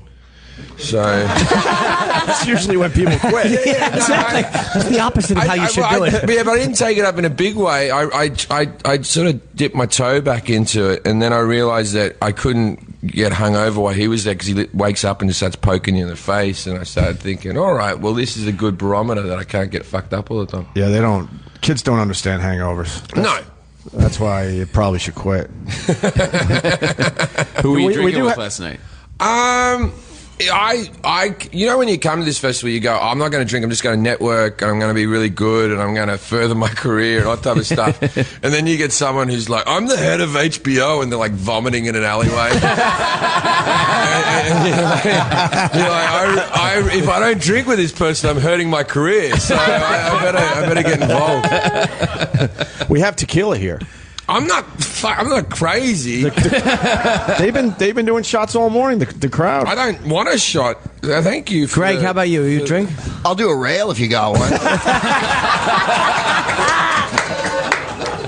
Yeah, that's a big. You get that benchmark where you go, well, I'm not doing drugs. Yeah, right. And then you get like, good. When you give up alcohol, then you start drinking like full fat Coke, and you're like, well, this is good for me because I'm not. You're drinking a bowl full of sugar, and you're thinking you're a health expert. Why do we all just look at each other right now? There's some guilt rolling around the room. We're all just being very courteous. Nobody wants to step on each other. I'm still freaked out by what Nikki Glaser is telling us. Yeah, I'm freaked out by the fact that Nikki's so comfortable with her legs twisted the way they were twisted. Doesn't that hurt? Yeah. No, I do this all the time. Only women can do this. Yeah. I bet she the can do it. The yoga lady could do it. Yeah, the yoga lady could do it. Yeah. Oh, no. Wow. No, I can't do it. Yeah. I can get close, but I can't do that. Right. Sorry, is this disturbing you? No, not at all. Okay. I just noticed it. I'm not even saying it's. I'm not trying to recognize it. Just looks Can you hear how my jeans rub together gently as my legs curl It's and kind of uncurl? hot in a cerebral palsy way.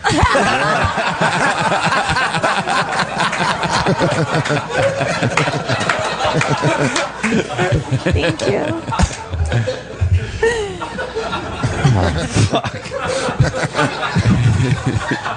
How do you like fatherhood?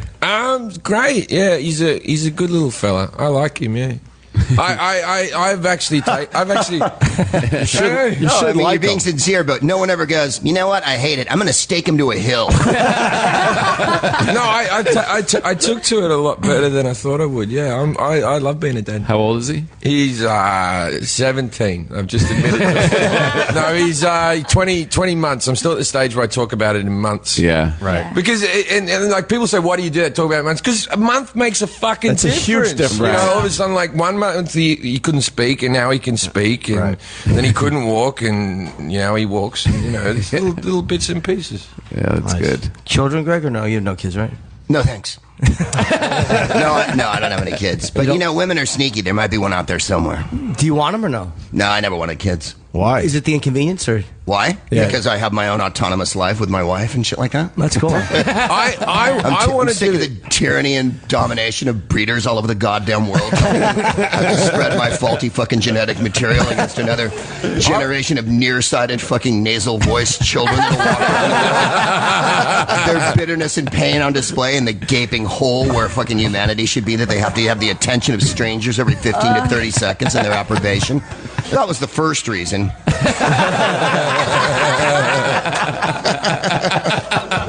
I wanted to be a dad. I was excited when I knocked my girlfriend up. Bobby Kelly too. Yeah. Some guys just wanted. Opie wanted Absolutely. kids. It's, like, it's good if you want them. Yeah, I really wanted them, but I do now. You know, it's one of those weird things. I don't know if I'll enjoy it as much when he's a teenager.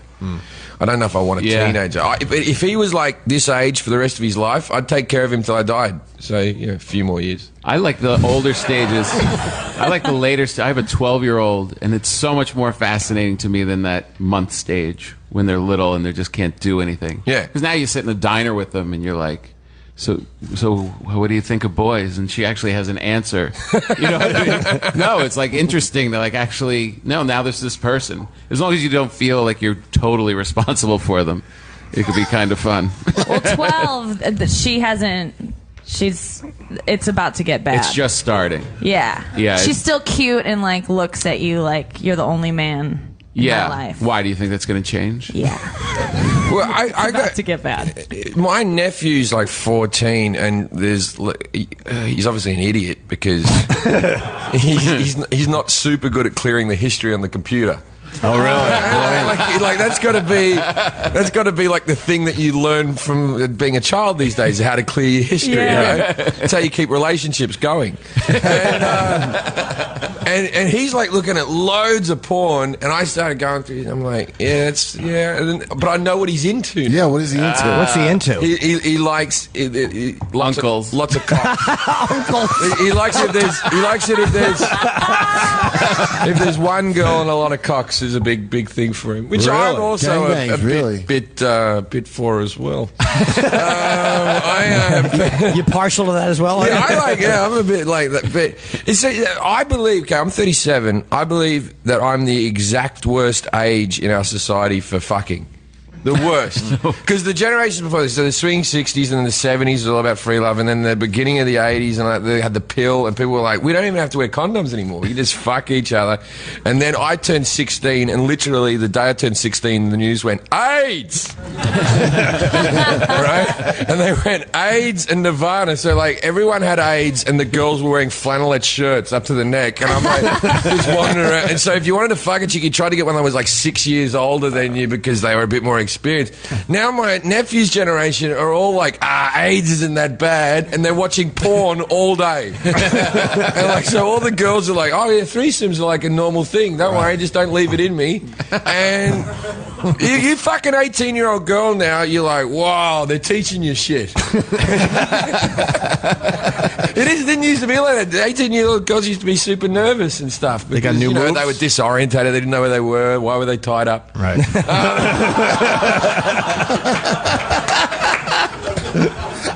I'm starting to think I really liked when my daughter was like 20 months old. So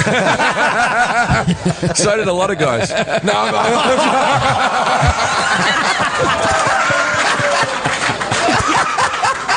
Wow. She had her own YouTube channel where she just talk about her pacifier really slow. Tom, are the boys coming around for her yet? Or yeah. At 12, huh? Yeah, it's starting. How does that feel? Not good, right? Instinctually not good. I thought I was going to be cool with it. I thought, my father was a really strict Italian father, and he was really rough on my sisters. And to the point where like they didn't want to discuss anything, and they were scared to bring up. And I'm like, I'm not going to do that. I'm going to be cool. I'm going to be open minded, and just let it happen. And there's like, no, this boy likes her. I'm like, oh really? No, that's totally cool. And then I got her cell phone, and I scroll through, and I see some messages from him, and they're just like, hey, I really liked that movie. Did you? No, I thought it was lame. LOL. And I'm like, fuck this kid. He's going down. But wouldn't you hate him more if he didn't like your daughter? Like, you wouldn't want that creep in your house, like a guy who didn't like her.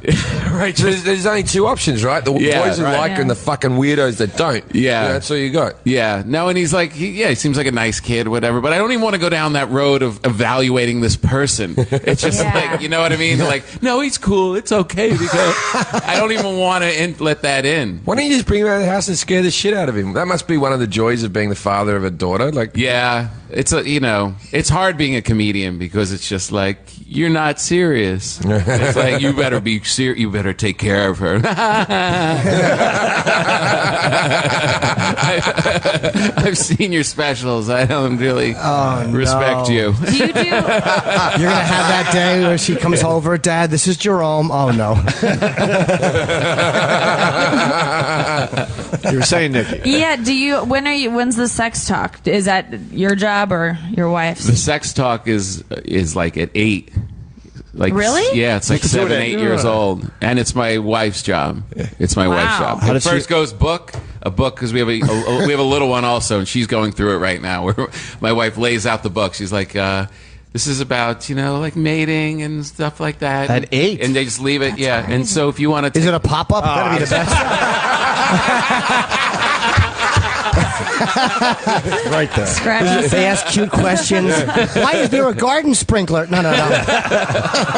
Is there a scratch and sniff section? It's a fair question.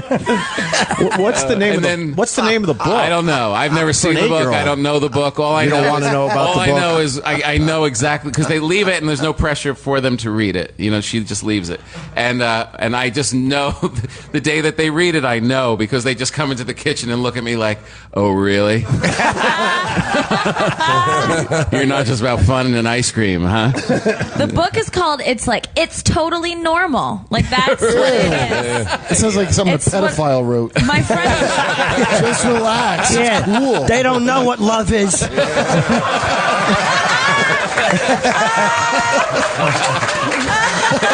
That sounded too real. Don't tell nobody. It's our secret. They'll be so mad at you. I remember my much younger brother. I remember his first girlfriend he had in high school. There was this Polish girl, like a lot of brothers, and one of them took my brother aside. He goes, "Hey, Ryan, my sister's a virgin, and let's just say she better be that way on her wedding day." Like he gave him like a talking to. Jesus. Oh, jeez. Yeah, what kind of weird Guido? What are you gonna check, dude? Like, why would you give a shit? I have like a friend that. When my sister was in college, I had a friend like her age that like made out with her years ago. He apologizes to me when I see him still. Like I give a shit. Like, you think I guard the pussy of my house? Like that's like I don't care. Yeah, that's the arrogance of a man. Is like that you think that and I really don't want to be a certain kind of man. Let's call them Arabs and Guidos. But they're because then you start evaluating what you did at that age and stuff, and you're just like, it's just going to happen. So I didn't do anything, man. I was a church kid. Were you really? I was Jehovah's Witness. I wasn't doing any of that stuff. Oh, right. When I watched those movies, like, we got to get laid this summer. Like, I was way over my head. When did you do stuff? Like, I was like 20, man. Wow. Yeah, Really? I was in college. I was a 14-year-old exchange student in San Diego, and girls in Australia, like for 2 months of my life, I came over here, and I couldn't get an Australian girl to even fucking look at me. But Crocodile Dundee was in the cinema. Yeah. That's right. That was the height. Australia was like the thing. You were watching like Yahoo serious movies. Wait, and who was the guy? I fingered a girl in a week. I hadn't even kissed a girl. I went from not kissing anyone to kissing and fingering in a week. Yeah. God bless America. Did you ever send Paul Hogan a royalty check? Well, see, this is the weird thing about it. It's like when you're 14, you don't meet foreign people that are the same age as you. You meet like your parents' friends, my people. You never meet like a kid that's in your school. So like word got around. I remember like we were reading class. You know when you go around the class and everyone had to read a bit. You know, we're doing like a Excalibur, and one of the girls was like, "Miss, can we see if Jim can read for us, please?" Like that, right? And I was like, and then Arthur pulls the sword from the stone. And girls were getting fucking wet. I'm telling you. And I was like, I never even had a girl look at me. I was too excited. That's why I wanted to move back here the whole time. Paul Hogan helped me get laid from Crocodile. I used one of those lines. Now this is a knife. I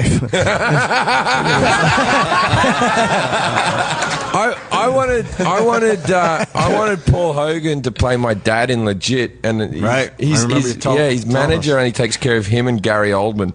That's his whole roster. It's pretty Paul good. Hogan. In the end, we got George Lazenby to play my dad, who was my God, yeah, fuck. who was James Bond for one movie. Yeah. I'll tell you a couple. Okay, so I first meet George. Wait, Lazenby. you couldn't get Jocko from those Duracell commercials? Well, George Lazenby voluntarily didn't he get himself pulled out of the Bond movies on purpose? He was booked to do 7 Bond films, and he thought that it was too stuffy. He was coming into the 70s. He was basically the best looking man in the world in 1969. He was the #1 male model in the world, and Sean Connery was asking for too much money. So Lazenby just went. They just went, we'll just get the best looking cunt on earth. And then they went, all right. And they bring George in. George, He had a kilt in that one, right? I met George on the first day. I thought, he's like 76 or something. I thought I'd be respectful or whatever. But then I went, hey, George, you You ever fuck a Bond girl? Right? And he goes, easier to tell you which ones I haven't fucked. And then he goes, they all come to the conventions. He hasn't fucked them in their prime. He's fucked them at a Comic-Con in a Motel 6. Yes. Oh, great. So at one stage where John Ratzenberg was Cliff Clavin from Cheers played another one of the dads in the show, and then George Lazenby played. And so I'm sitting in between Cliff Clavin and James Bond, and they don't really get along. And John's making an effort to fucking. And by the way, we figured out girls you could fuck and girls you couldn't fuck on set. This was the rule, right? If the girl knew John from Cheers, then she was the right age. If she knew him as Hammy the Pig from Toy Story, too young.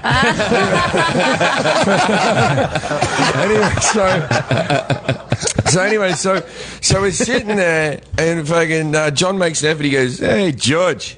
You ever, where they filmed that James Bond movie you're in?" And then he goes, all over Europe, mate. I love Europe. Hey, my favorite bit of Europe's France. You like France there, George? And George goes, oh, yeah, I love France. He goes, what's your favorite bit of France? And George goes, well, there's a place in Italy where you can fuck the prostitutes by the side of the road. That's his favorite bit of France. And it was like the girls were all doing our hair, and they literally all stopped and went. Wow. Does he regret not doing the Bond stuff or no? Oh, yeah, it haunts him to this day. Good. Yeah. I hope so. Well, he showed up at the red carpet for His Majesty's Secret Service, and he'd by the time they were ready to do the red carpet, he'd grown a beard and long hair and started to look like a fucking hippie. Right. And they were like, you got to go home. Our James Bond doesn't look like this. And he's like, fuck you, you can't control me. I'm a movie star. And that was the last Didn't movie work out he for did. him. He was a pallbearer at fucking Bruce Lee's funeral, because the only movies he sort of did after that was he'd play like the white sort of ninja villain who'd come in with a big tash in the 70s and that sort of stuff. Yeah, he was James Coburn, I think.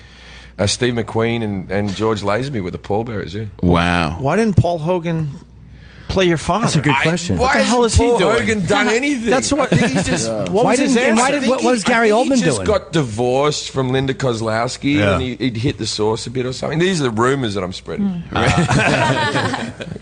Oh, okay. All right. Yeah, I could have gotten Gary Oldman. He's a good actor. Yeah, We not love unless Gary Oldman. just make sure there's no Jews on the production.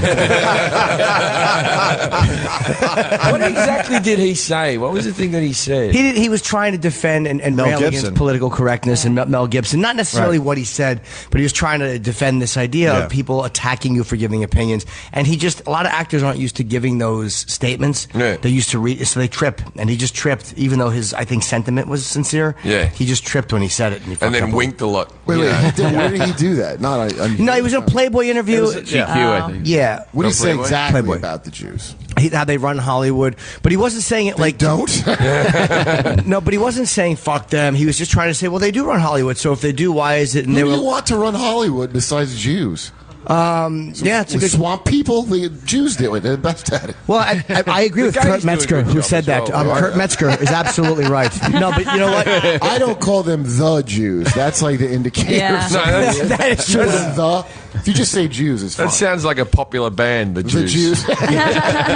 Yeah, I don't think he meant it to be anti-Semitic. But whatever, we're going to take a quick break. Yeah, we Ron gotta take White's a break. coming, so everyone's hanging out. We're staying, right? can hang. Greg, you hanging? Yeah, sure. Why Kurt, not? Nikki, We're here right? at a festival. Yeah. All right, Okay, it's Jim cool. Jefferies, Greg Proops, Kurt Metzger, and Nikki Glaser. We'll be back with Ron White. More Opie with Jim Norton. More Opie with Jim Norton. Live from Just for Laughs Montreal. Coming up next. Live from Just for Laughs Montreal. This is Opie with Jim Norton. Now we're getting to the bottom of that. Are we on? Yeah.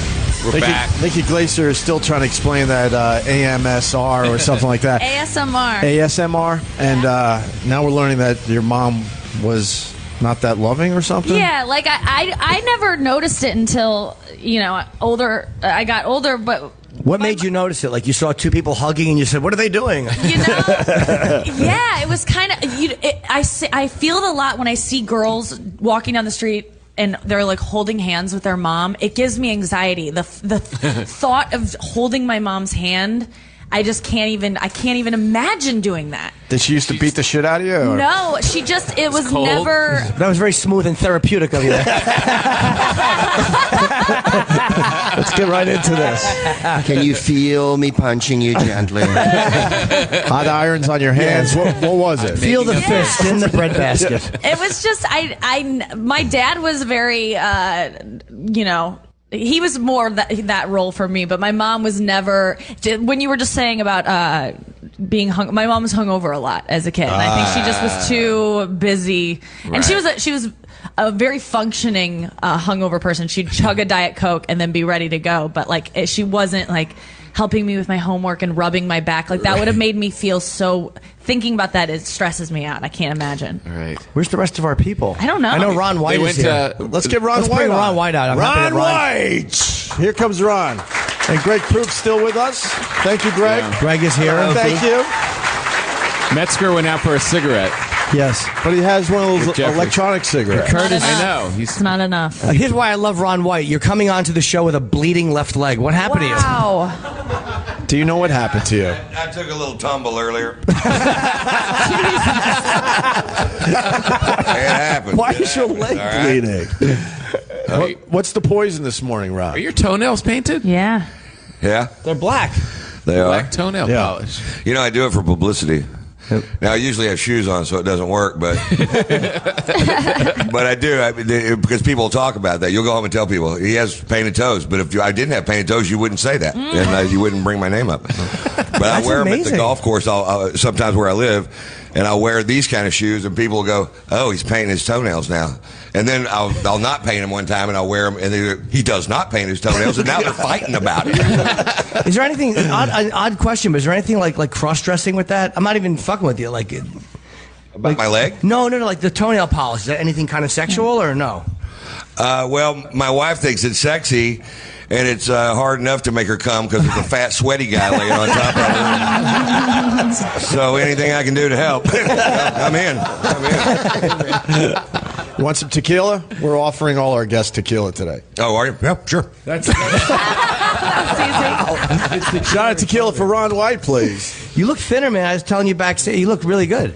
Yeah. I thought you were hitting on me. You were just really thinking I looked good? No. When I asked about the feet, that was hitting on you. Yeah, I've lost some weight. I've made some horrible sacrifices that definitely weren't worth it. And, but, you know, I do feel a little bit better. How much you lose?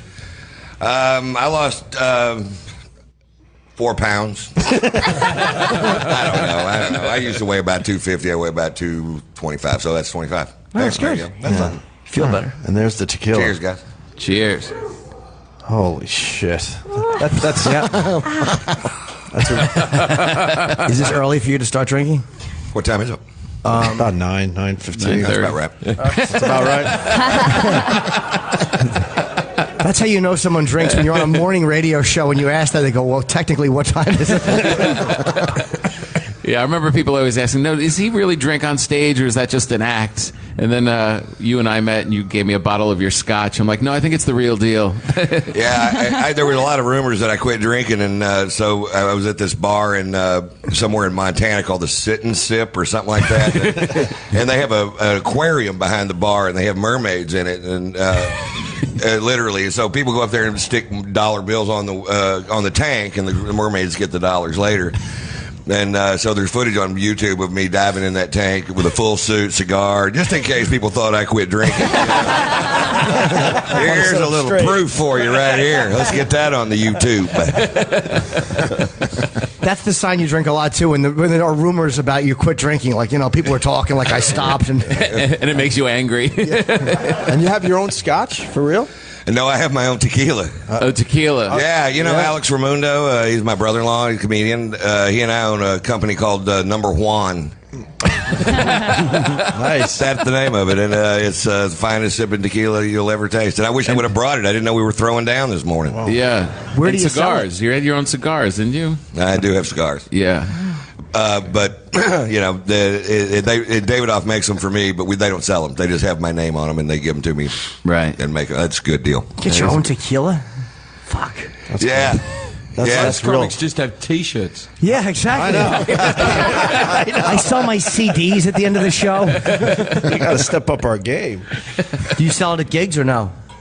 No, we're only licensed to sell it in 4 states right now. So it's a fledgling company. Alex is from Mexico, and that's always been his dream. And he's the one that founded a distillery that needed a presence in the U.S. that had this great juice that we were tasting for years. And so he made it happen. So I waded in once it started working. What's the process? Because like Dan Aykroyd has a vodka. So like, what's the process to get something where you can sell it everywhere?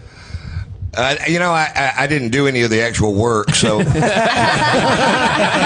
really don't know what he had to do, but I heard it was very, very difficult and very, very trying. In Mexico, I don't know. I don't know what it's tough. It's tough. A lot of forms. Yeah, forms and stuff. I'm sure people are filling them out, and mailing them in, and getting them back, and making changes, and I don't know. So what are you doing while you're here? Here in Montreal, smoking the local, and having a good time. I did set last night at Club Soda, blast, and I like to come back and support the festival. They did a lot for me early in my career, and it's fun to come back and do short sets. It was kind of weird to go out and do a short set because now I do an hour and 20 minutes every time I walk on stage. To go up and do 10 minutes is a kind of a weird thing. You kind of have to learn how to take off and land real quick instead of just lumber into it, which is what I like to do. You're legendary too, though, because Ron made so much money, and it was like you would still do comedy clubs and have a tour bus outside. Like you were like legendary. Like fucking when he took off, he never slowed down with his lifestyle. Well, yeah, I don't know. I just honored all my dates. Even when the Blue Collar came out and. That first Blue Collar album sold 4 million copies, and there were probably at least 40 million people watching it, and so it just made me famous. I did stand up 16 years; nobody gave a fuck, and all of a sudden, it was a big deal. It caught, and I never really saw it coming. I really didn't. I saw it happen to Jeff Foxworthy, standing right next to me. He blew up, and I still never thought it would happen to me. Yeah, and I was just as shocked as I could be when it did. And but I had a bunch of comedy club dates on the books, and so I would do a theater one day for 3,000 people, and the next week I'd be in a comedy club for 9 shows. And wow! But that's where I learned how to do this. So I still go do it every once in a while. Yeah. How about you, Jim? Are you still doing theaters? You been on the road or no? Yeah, I'm doing theaters, yeah, but I haven't honoured any of my club dates.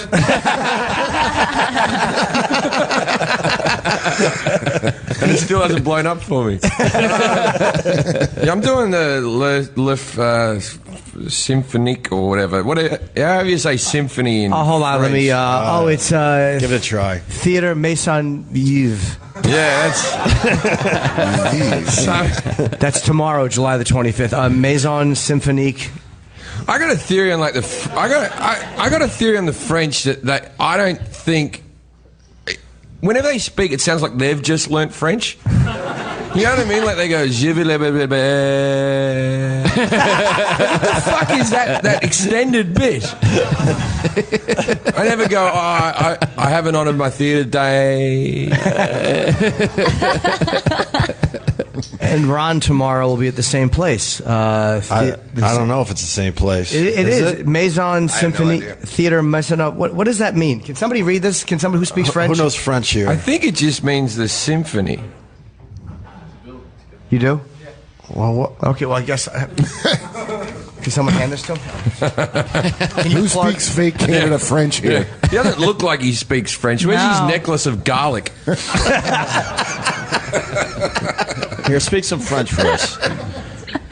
So Ron's going to be at Place des Arts Théâtre Maisonneuve tomorrow, and in Salle Wilfrid Pelletier also tomorrow. So 2 different rooms tomorrow. Sounds like bullshit to me. Ooh. Yeah. Sounds like real. I like the fact I'll talk to some people. That doesn't sound right. I'll be at that means I'm going to be doing 20 minutes. That's bullshit. And where's Jim going to be? Jim's going to be at the Maison Symphonique de Montreal in Théâtre Maisonneuve. Is that the same place, both of them? Yeah, I think they're both over in Place des Arts across the street. They are, but different theaters in that place. Yeah. Oh, okay. See, I didn't know that. We went over to see Rickles last night, and I was lost walking. I didn't realize it was like a mall area that you can kind of get lost in. I thought that was one theater. How was the Rickles show? Tom saw the whole thing. I just saw the end of it. It was just good to see him on stage talking. 88 years old. 88.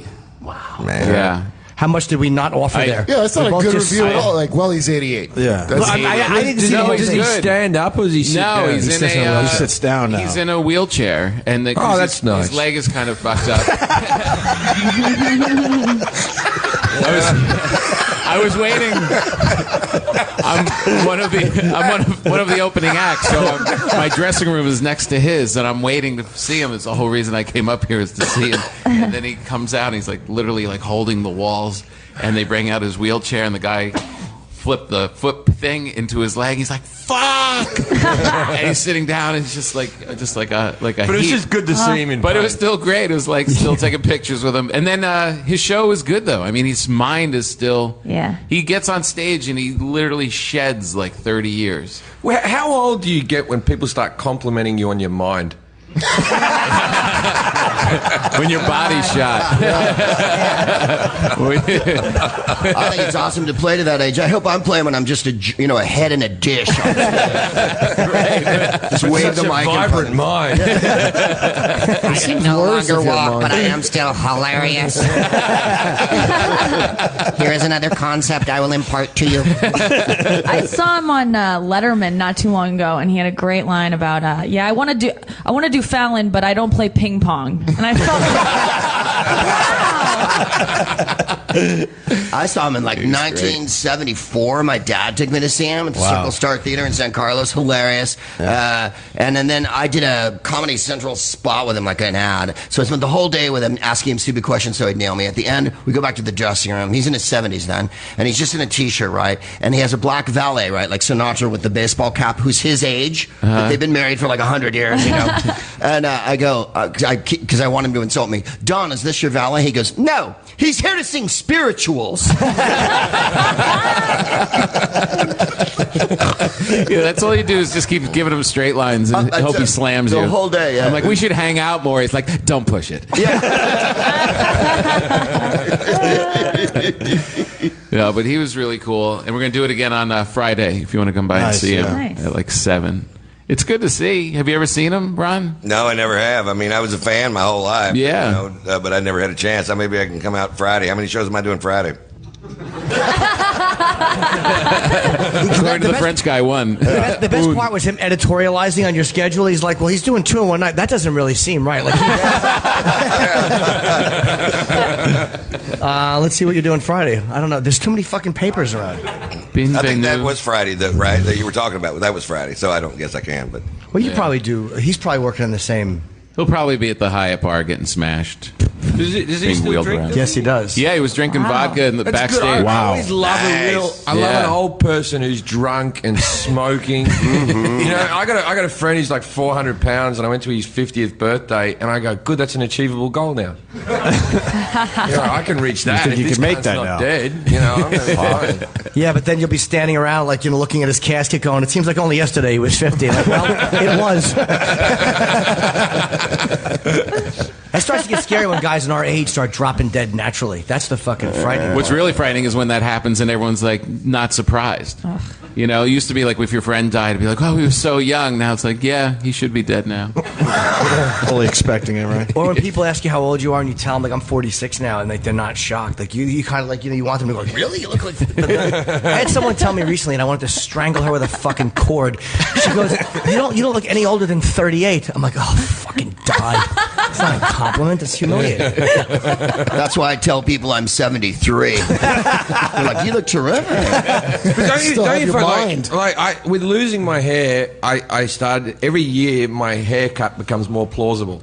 Right? Like, because I lost a lot of hair, like, in my late 20s, and now my early 30s, I'm losing a little bit more. Where are in you my late losing? 20s, I I'm can't see it. No, it started growing back. It's really arrogant. It started growing back. Yeah, you take shit, you take stuff. I'm on Propecia. No, I think it might work. My sex drive went to shit, but you got a full it's head that of hair weird again. thing that your sex drive goes to shit, but you're better looking. So more people want to fuck you, but you want to fuck them.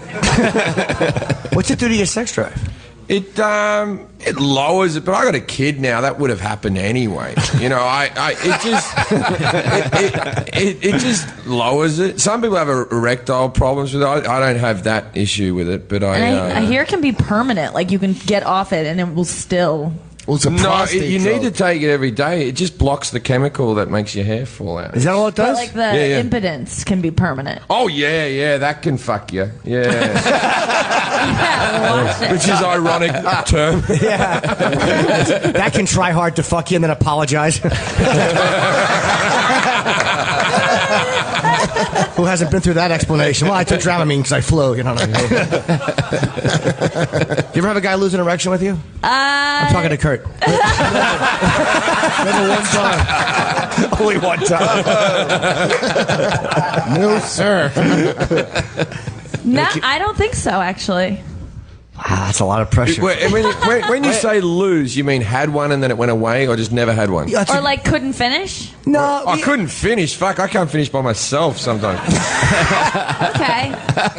Yeah. This is the thing, is like women sometimes like, oh, you couldn't finish, and then if you come too quick, you come too quick. Like, I'm sorry, there's this sweet spot for you that you're happy with, but I can't do everything. Either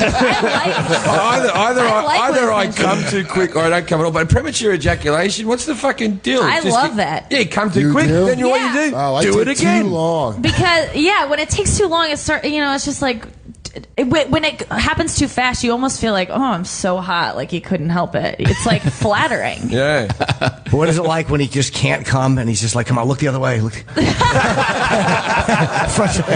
Stop talking. It sucks when you can't blow a load. It's fucking awful. Oh, it's the worst. It's like when you're on coke or something and you're masturbating and your cock's all beaten up and fucking chafed. Yeah. You're just laying there in a puddle of your own sweat and the fucking sheet looks like the Shroud of Turin.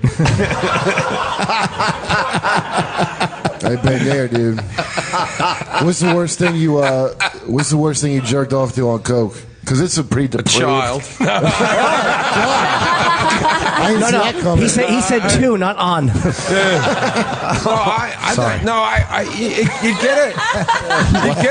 You get a little darker with the porn when you. Yeah, when you're on coke. I fucking sought out because I was so coked up. It was like a horse porn, but not like by accident. How you could easily see that. Like I premeditated. Like I want to see a human woman and a horse right now. What happened? You were doing lines and Seabiscuit was on, and you're like,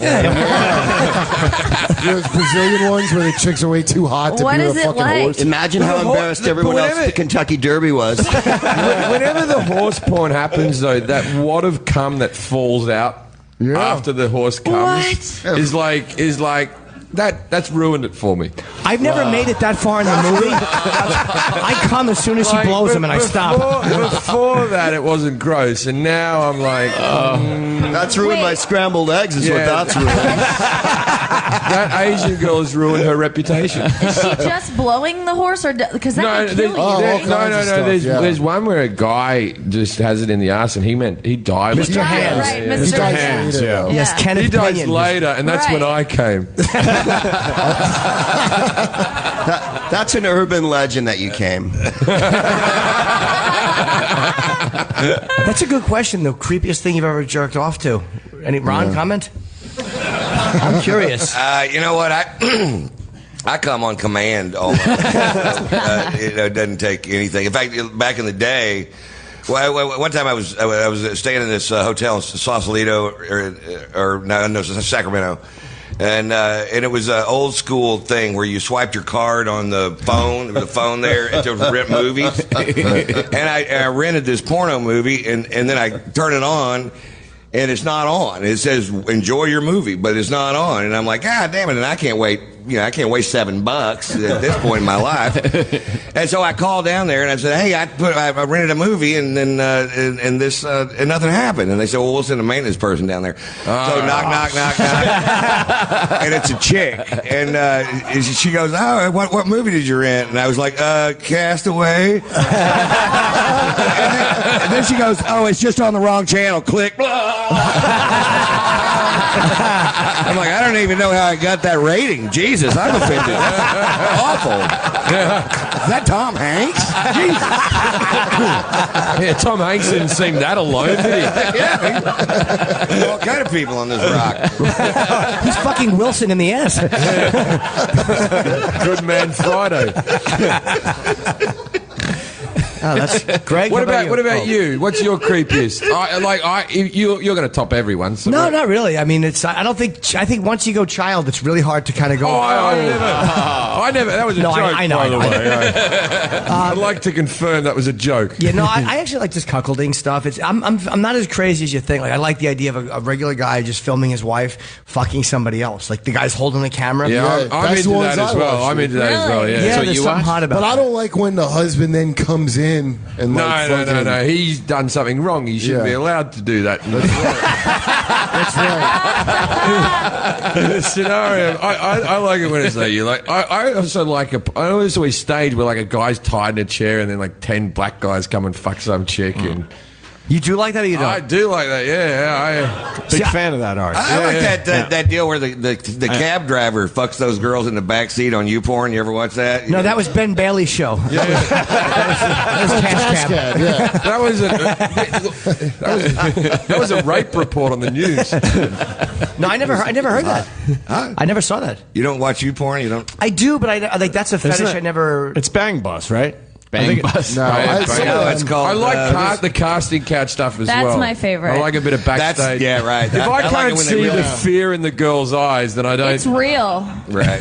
It's not real. It's gotta be. There are a lot that aren't real, but yeah, exactly. They can't act that. Oh yeah, you can tell if it's real or not. You definitely can. Yep. And there are some girls where you just see them. It's so fascinating to me that a girl walks in thinking she's not going to do anything. This is just an interview, and then they talk her into like maybe taking off her shirt, and she's like, "Okay, I'm okay with this." And you see it like she's like, "I can do this," and 20 minutes later, she's getting fucked in the ass, and it's just they fucking slowly. great is what it is. It's so great. It really is because it's so calculated how he gets her to that point. Like each thing, he's like, well, you know, they're gonna need to see that you can do this, and she's not getting paid any. Would you be interested in making $5,000 a day? And she's like, yeah, that seems good. You can just see it in her eyes, like, oh my god, yes.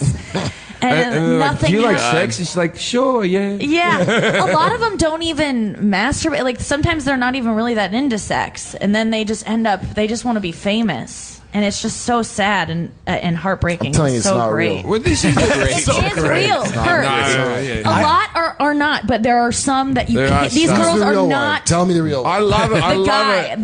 the Casting couch is not real. The guy's face. Kurt, why are you ruining your thing? It is real.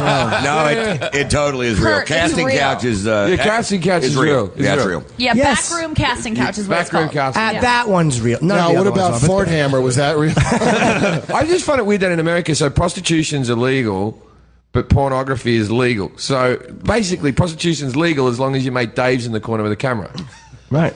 Like that's As long as both people are getting paid and there's a camera going, then it's legal. Yeah. I've said the same thing being let out in cuffs many times. Like, you know, how come if there was a camera here? I thought it was in a movie. How about you, Greg? I mean, you don't really talk a lot about that in your act, but is there a porn thing for you or no?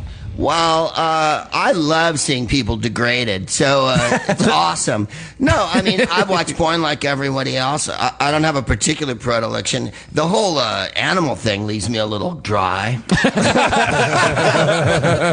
I prefer attractive people. That's my problem with porn. When the dude walks in and he looks like Ron Jeremy, I'm like, well, there goes the night, you know? Yeah. I don't exactly celebrate, you know, I don't want to see someone uglier than me. Oh, I like to see ugly men and good-looking women because that gives us aspirations.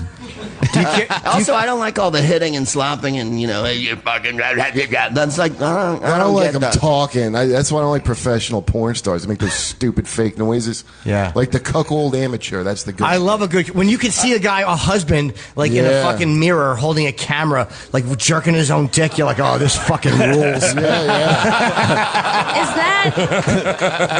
I got to get out of here. Is that something you would enjoy in your real life, to see a guy fuck your girlfriend? Or I have seen that. What do you oh mean, right, and so I said all that shit. you've just watched it? Not in person necessarily. Well, Okay. with one ex, I fucked with a buddy, and then with my girl, she fucked a guy and gave me pictures of it. What is that? Gave you pictures of okay. Hot. That's what that is. No, I don't get that. While you were still with her. I don't get that having another guy. I wouldn't mind, but my girlfriend has emotions. And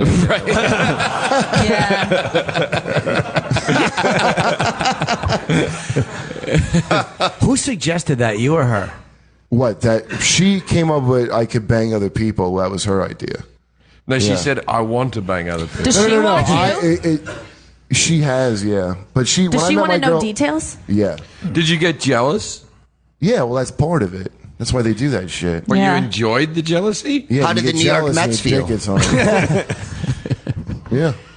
And you embrace the jealousy? Like you like that's enjoyable? I've been like mean to her about it. like Really? act like I was Wow. gonna be cool, and then because you could get more jealous than you think. That must, if you get more jealous, that must be really exciting. Here's some other bad emotions you might enjoy. Sad.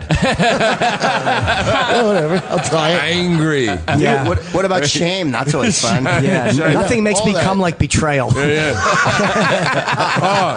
do you? I did a pile of regret on my stomach this morning. How do you let go of the All jealousy, good. though? Yeah. How do you let go of that eventually? I outscore her by. My girl was a virgin when I first met her. Like she had never been with anybody. So like, yeah, I was like, she doesn't have to just be with me or. Does she get jealous of? She can, but she's mostly. I mean, she's pretty cool about it. I've definitely fucked more other people than she has by a lot, like But a lot of margin. how do you get rid of the? That's a fair question. Like eventually, you Just gotta bang get. her? What do you mean? Oh, and then you I just make bang her, and do then the whatever. jealousy all goes away. Yeah, it's a fucking. Do you talk about while you're having sex? I have, yeah. Yeah, that's kind of hot. Yeah. I can see that. Being taunted a little bit. Yeah. Was he better? Well, you know. Fuck. Bigger? Yeah, I don't. Oh yeah, fuck yeah. Well, Kurt's got a mass. He's got a bigger cock than anybody in this room, so that kind of kills that. She needs like a smaller. Yeah, so she needs like a smaller dick guy so she can like enjoy it. So it's not hurting her. Do you have a big cock just when it's flaccid as well? I don't have a know. reasonable size erection, but a terrible flaccid cock. What's a good flaccid cock? Like if it comes past the balls, is that good? It's just hanging. Well, if it doesn't come past the balls, you're probably in diapers. My cock looks like it's stone sitting in a beanbag. Yeah, that's like.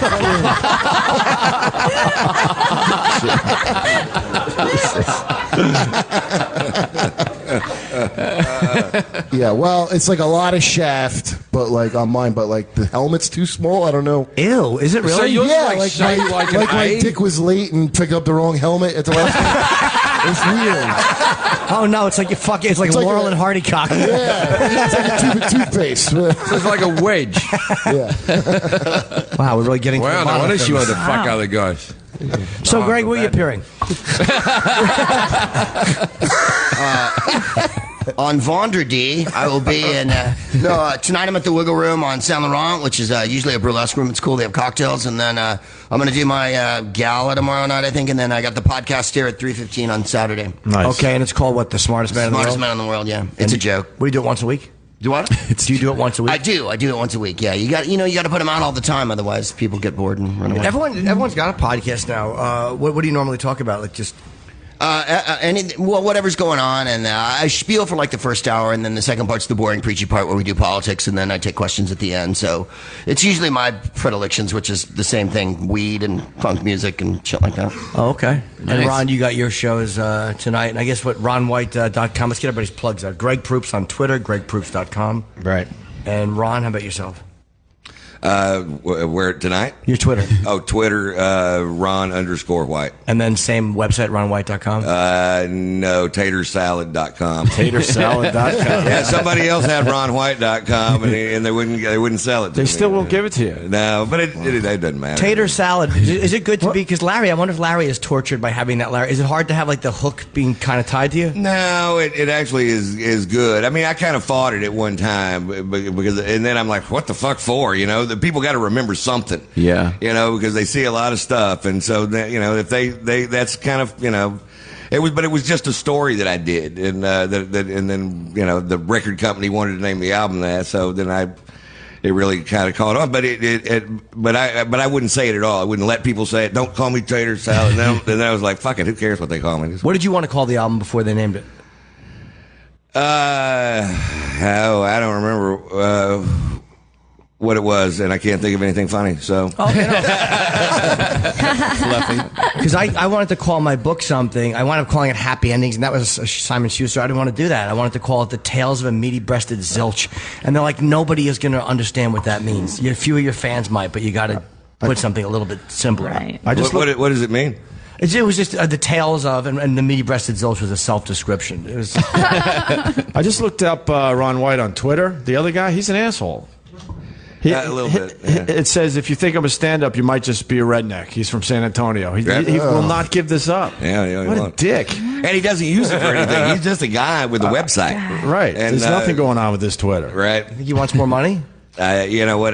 We tried to do it a long time ago, but now it doesn't matter. Because if you Google Ron White, you're going to get to me anyway. Sure. Yeah. Way before you get to him, and you'll figure out which one's not him or not me. So it's easy. And how did they get the tequila, too? Taterstequila.com, and we'll mail it to your house. And we make an extra añejo, a reposado, and a silver. But literally we can send it anywhere. Oh no, we can't either. We can't send it here. Never mind, Canada. And what about Jim Jefferies? What do you got going on, Jim? Fucking my show got cancelled.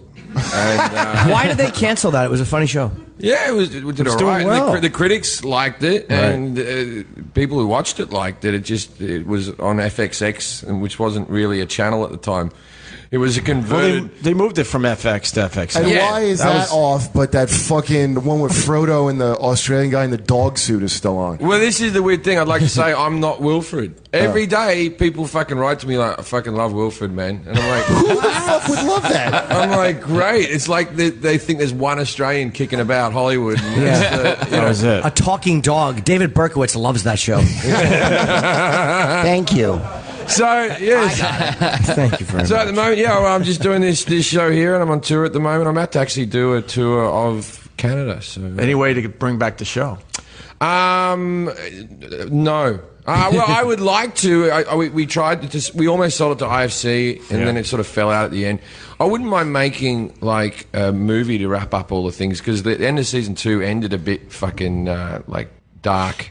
I'd like to have some resolution on it. But I look at it this way, right? It's still I made twice as many episodes as Fawlty Towers, so I kicked that show's ass. The British Office, I fucking killed that. So this is a popular show. So when they moved you to FXX, did you feel like, 'cause that killed Kamau Bell too? Did you think that was like a death knell? I thought it was going to end us when we got moved, but then I was doing these fucking interviews where I was towing the company line, where I was like so excited to be moving to FXX. Just were you really excited? Great to be on the ground floor of something new and exciting. And the thing was, the people at FX, they didn't know what fucking FXX was either. This is how I got FXX described to me. I go, what's the difference? And they said, okay, well, FX is engineered for men aged 18 to 39. FXX is for men aged 18 to 34. Oh, shit. Oh, my God. And I'm there going, well, that means I can't watch it. So... You got fucked. It was a bit... Yeah, I got fucked. I think you got fucked. FXX is hard to say and remember, and they didn't promote the idea that it was... I found out because I was scheduled to do Kamau Bell's show, and then we had the same publicist. She said, well, Kamau's now on this show. I'm like, what is it? I never even heard of it. Yeah. How do you know how big his dick is? Well... Funny story. That's a great question. The bigger question, Ron, is how don't you? That's good to get that out of my head. No, you know what it was? Kurt showed a picture of it was a blowjob video, and he showed it, and so we saw it. Oh, okay. Yeah. And I didn't know what it was. I thought it was actually a Yul Brynner play, and he goes, "No, that's my cock." I had much higher hopes for that. Could I have mentioned the word topical bald guy. This guy died of cancer in 1988, and I'm fucking. Kirk, what do you got going on, Kirk? I got my show at 10:30 tonight at Catacombs. Nice. I think I have a Nasty show too. Cool. That's a good venue, the Catacombs. I did Yeah, I that love one. that It's room. good. Right. And then, my Is the hour- Nasty Show at Club Soda tonight? I don't think so, but I can't remember where it's at. And your Did they part's move on the Nasty schedule. Show into this week? Because they used to do it during the French week or something. I was doing it during the French week, and then They- we have some more. There's like a televised one this right. week coming up. And you're part of Jim Norton's Vice show, too. Yeah, I was going to say, when I Which is worked doing on very Jim's well. Vice show. Yeah, and Kurt's brilliant, man. The writing was so funny. You're like the only person whose opinion I truly trusted 100%. They could only afford one writer, too. So.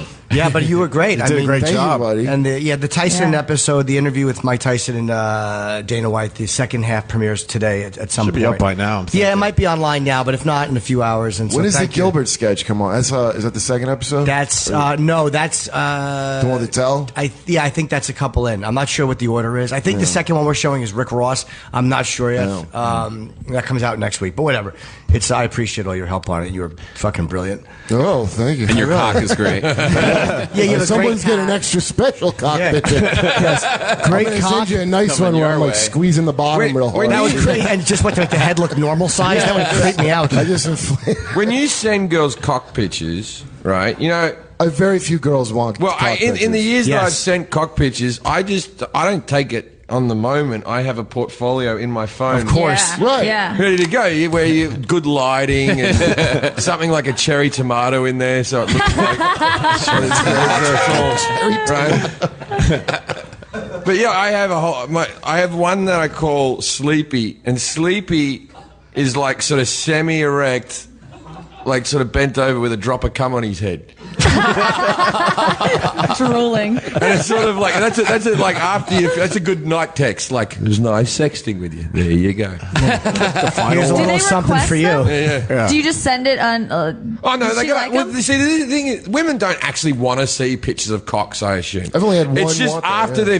they've sent you so many horrible pictures. You need of themselves. collateral. Right. Yeah. Yeah, they need collateral. And I don't think women are sitting down for lunch with their female friends going, check out the cocks I got. You know, no one wants to look at a cock. Like really, with it, you know, just that's a nice looking. Do you name penis. all your cock pictures, though? Just Sleepy? Just no, Sleepy? it's not like I've got 7 dwarfs. Dopey. There's Grumpy. He's got a herpes sore on him. I was.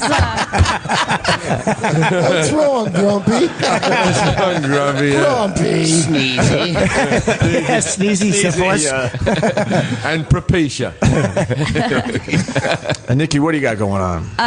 My show was also canceled after 2 seasons. Oh, the MTV show. Right. Yeah. With Sarah. Why did Yeah. they cancel that? I don't really know. I think they fired or they let go our development executive, and they kind of cleared out all his shows that he had any hand in, and they just didn't know what to do with the talk show. It was just it ended.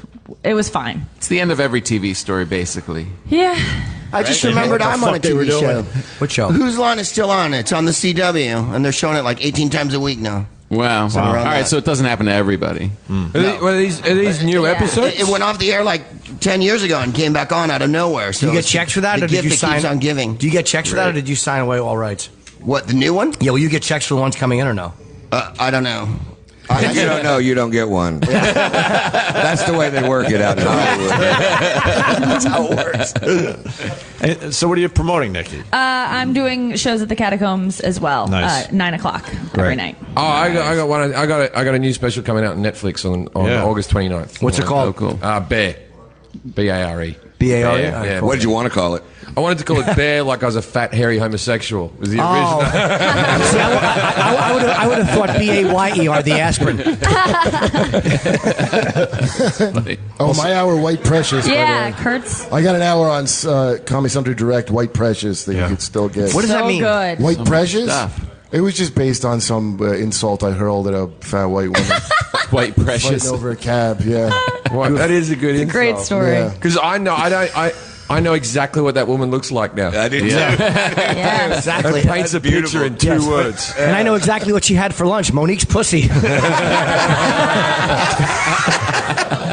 Wait, Nikki says it's a great story. Oh yeah, the white pressure story. I've never heard the He white tells pressure it story. in the- I guess we got to wait for it, right? No, tell you it. have to wait. I was supposed to open up for a tell in you know Rich Francesi, that comic? Sure, he used to have a club in Middletown. Yeah. So I was running late because I was buying like a month's supply of weed. It was the only time I could get all this weed. So I'm running. I can't find a cab. You know, there's like a shortage of cabs all the time in New York now. I finally see one cab, and there's this big fat, there's the white precious getting the cab. But I didn't call her that. You know, I just went up to him like, excuse me, miss, you think we could share this cab? Like, I'm really late for something. I'm desperate, and I'll pay for your ride wherever you're going. And then she goes like this. Oh, my God, get away from me. Get the fuck away. Help me. So you're saying she reacted properly? She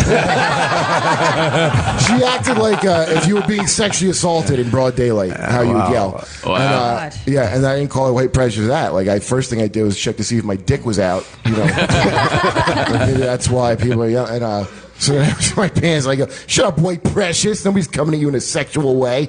What am I, your dad? Nice. And I really just said it. And then she goes, if you don't stop harassing me, I'm going to call the police. Jesus. And I got I'm like, call a cop right now. Like, I'll wait. Call a cop.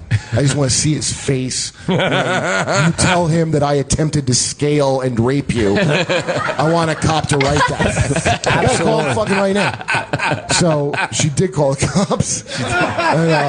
And then her description of me, because I don't know if you ever like hear yourself getting described to the police by somebody. Yeah.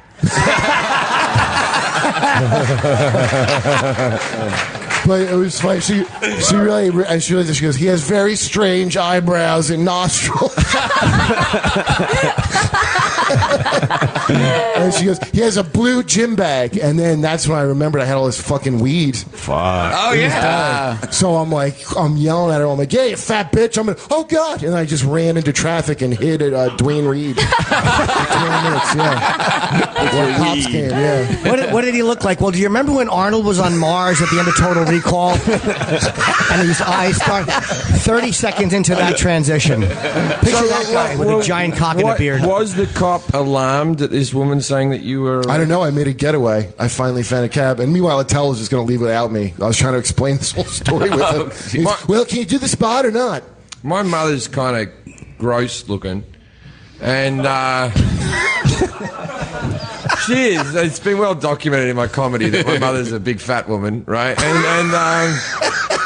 And she used to hang out the washing on the clothesline out in the yard, and the next door neighbour used to look over the fence. I think he was looking over the fence going, look at you, fat bitch hanging up here. Like he was a moody old cunt, right? But then my mum went, he constantly looks at me sexually. Like she came in to tell me and my father to do something, and even I was just a little kid, but we all went, does he really?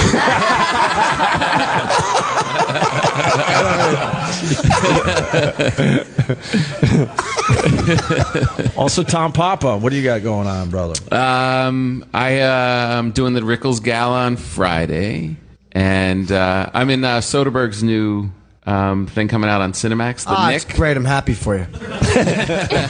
You were great in the Candelabra movie, by the way. Oh, thank you. I haven't seen you since that, but that was fucking... The whole movie was fucking fantastic. I love how half that movie was like angry young gay guys walking like behind doors looking at Matt just Damon. scowling at Matt. Just scowling at him. Like. Yeah. He is, I have a lot more gay fans now. And what's the Soderbergh thing? I didn't think you could get more. What else you got? The Soderbergh thing is called The Nick. It's about a hospital in New York in like 1900. Clive Owen. The Knickerbocker. The Knickerbocker. Yeah. Is it like a mental hospital? No, it's like a straight up hospital, but it was like they were just getting electricity. They were treating people with cocaine.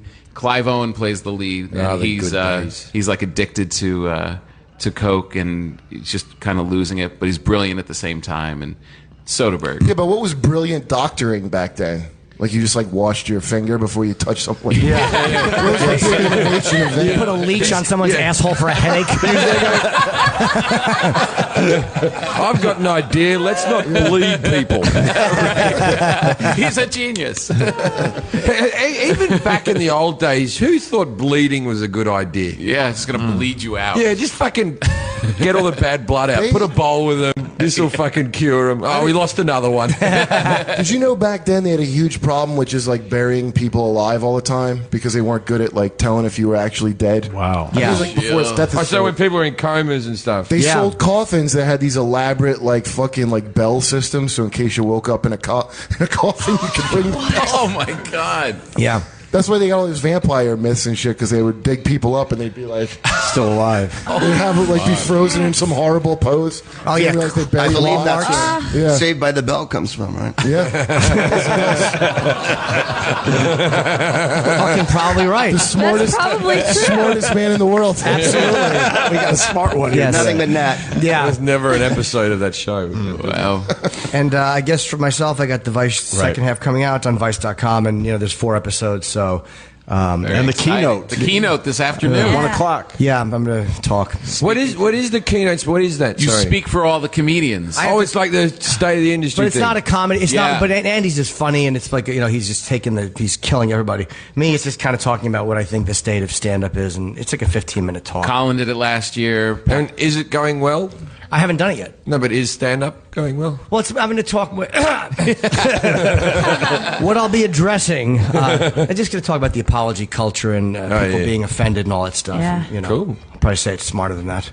Sounds Why very don't you have guest speaker Chip do the? Fuck yeah, Kurt. 100%. I actually had a Twitter the other day. This lady said, actually the other day was a year ago, but she goes, "You used to be funny, and I know it doesn't, but now you're just vulgar and crude, and I know it doesn't matter to you, but I'm going to stop following you." And I said, well, doesn't that just suck the cum out of the pirate's asshole?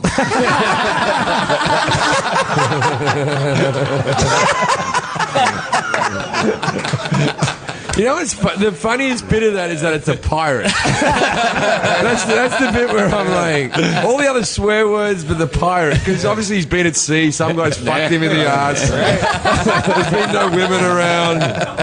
See, my favorite part of that is that the pirate left the cum in his ass. There's a beautiful piece for all of us. Hidden treasure.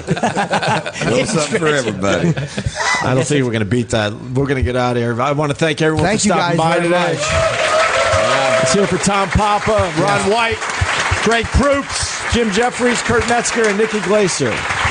We're going to do this again tomorrow, right? Tomorrow we got, who's on tomorrow? Bob Kelly. Oh. Bill Burr will be here. The whole gang. A whole bunch of guys, Yeah, so. regular guys will be here tomorrow. So Right thank on. you guys very much. Yeah, thanks for checking us out today, guys.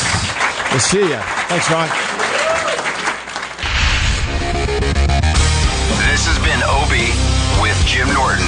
This special live broadcast from Montreal's Just for Laughs Comedy Festival will repeat throughout the day. Sirius 206, XM 103.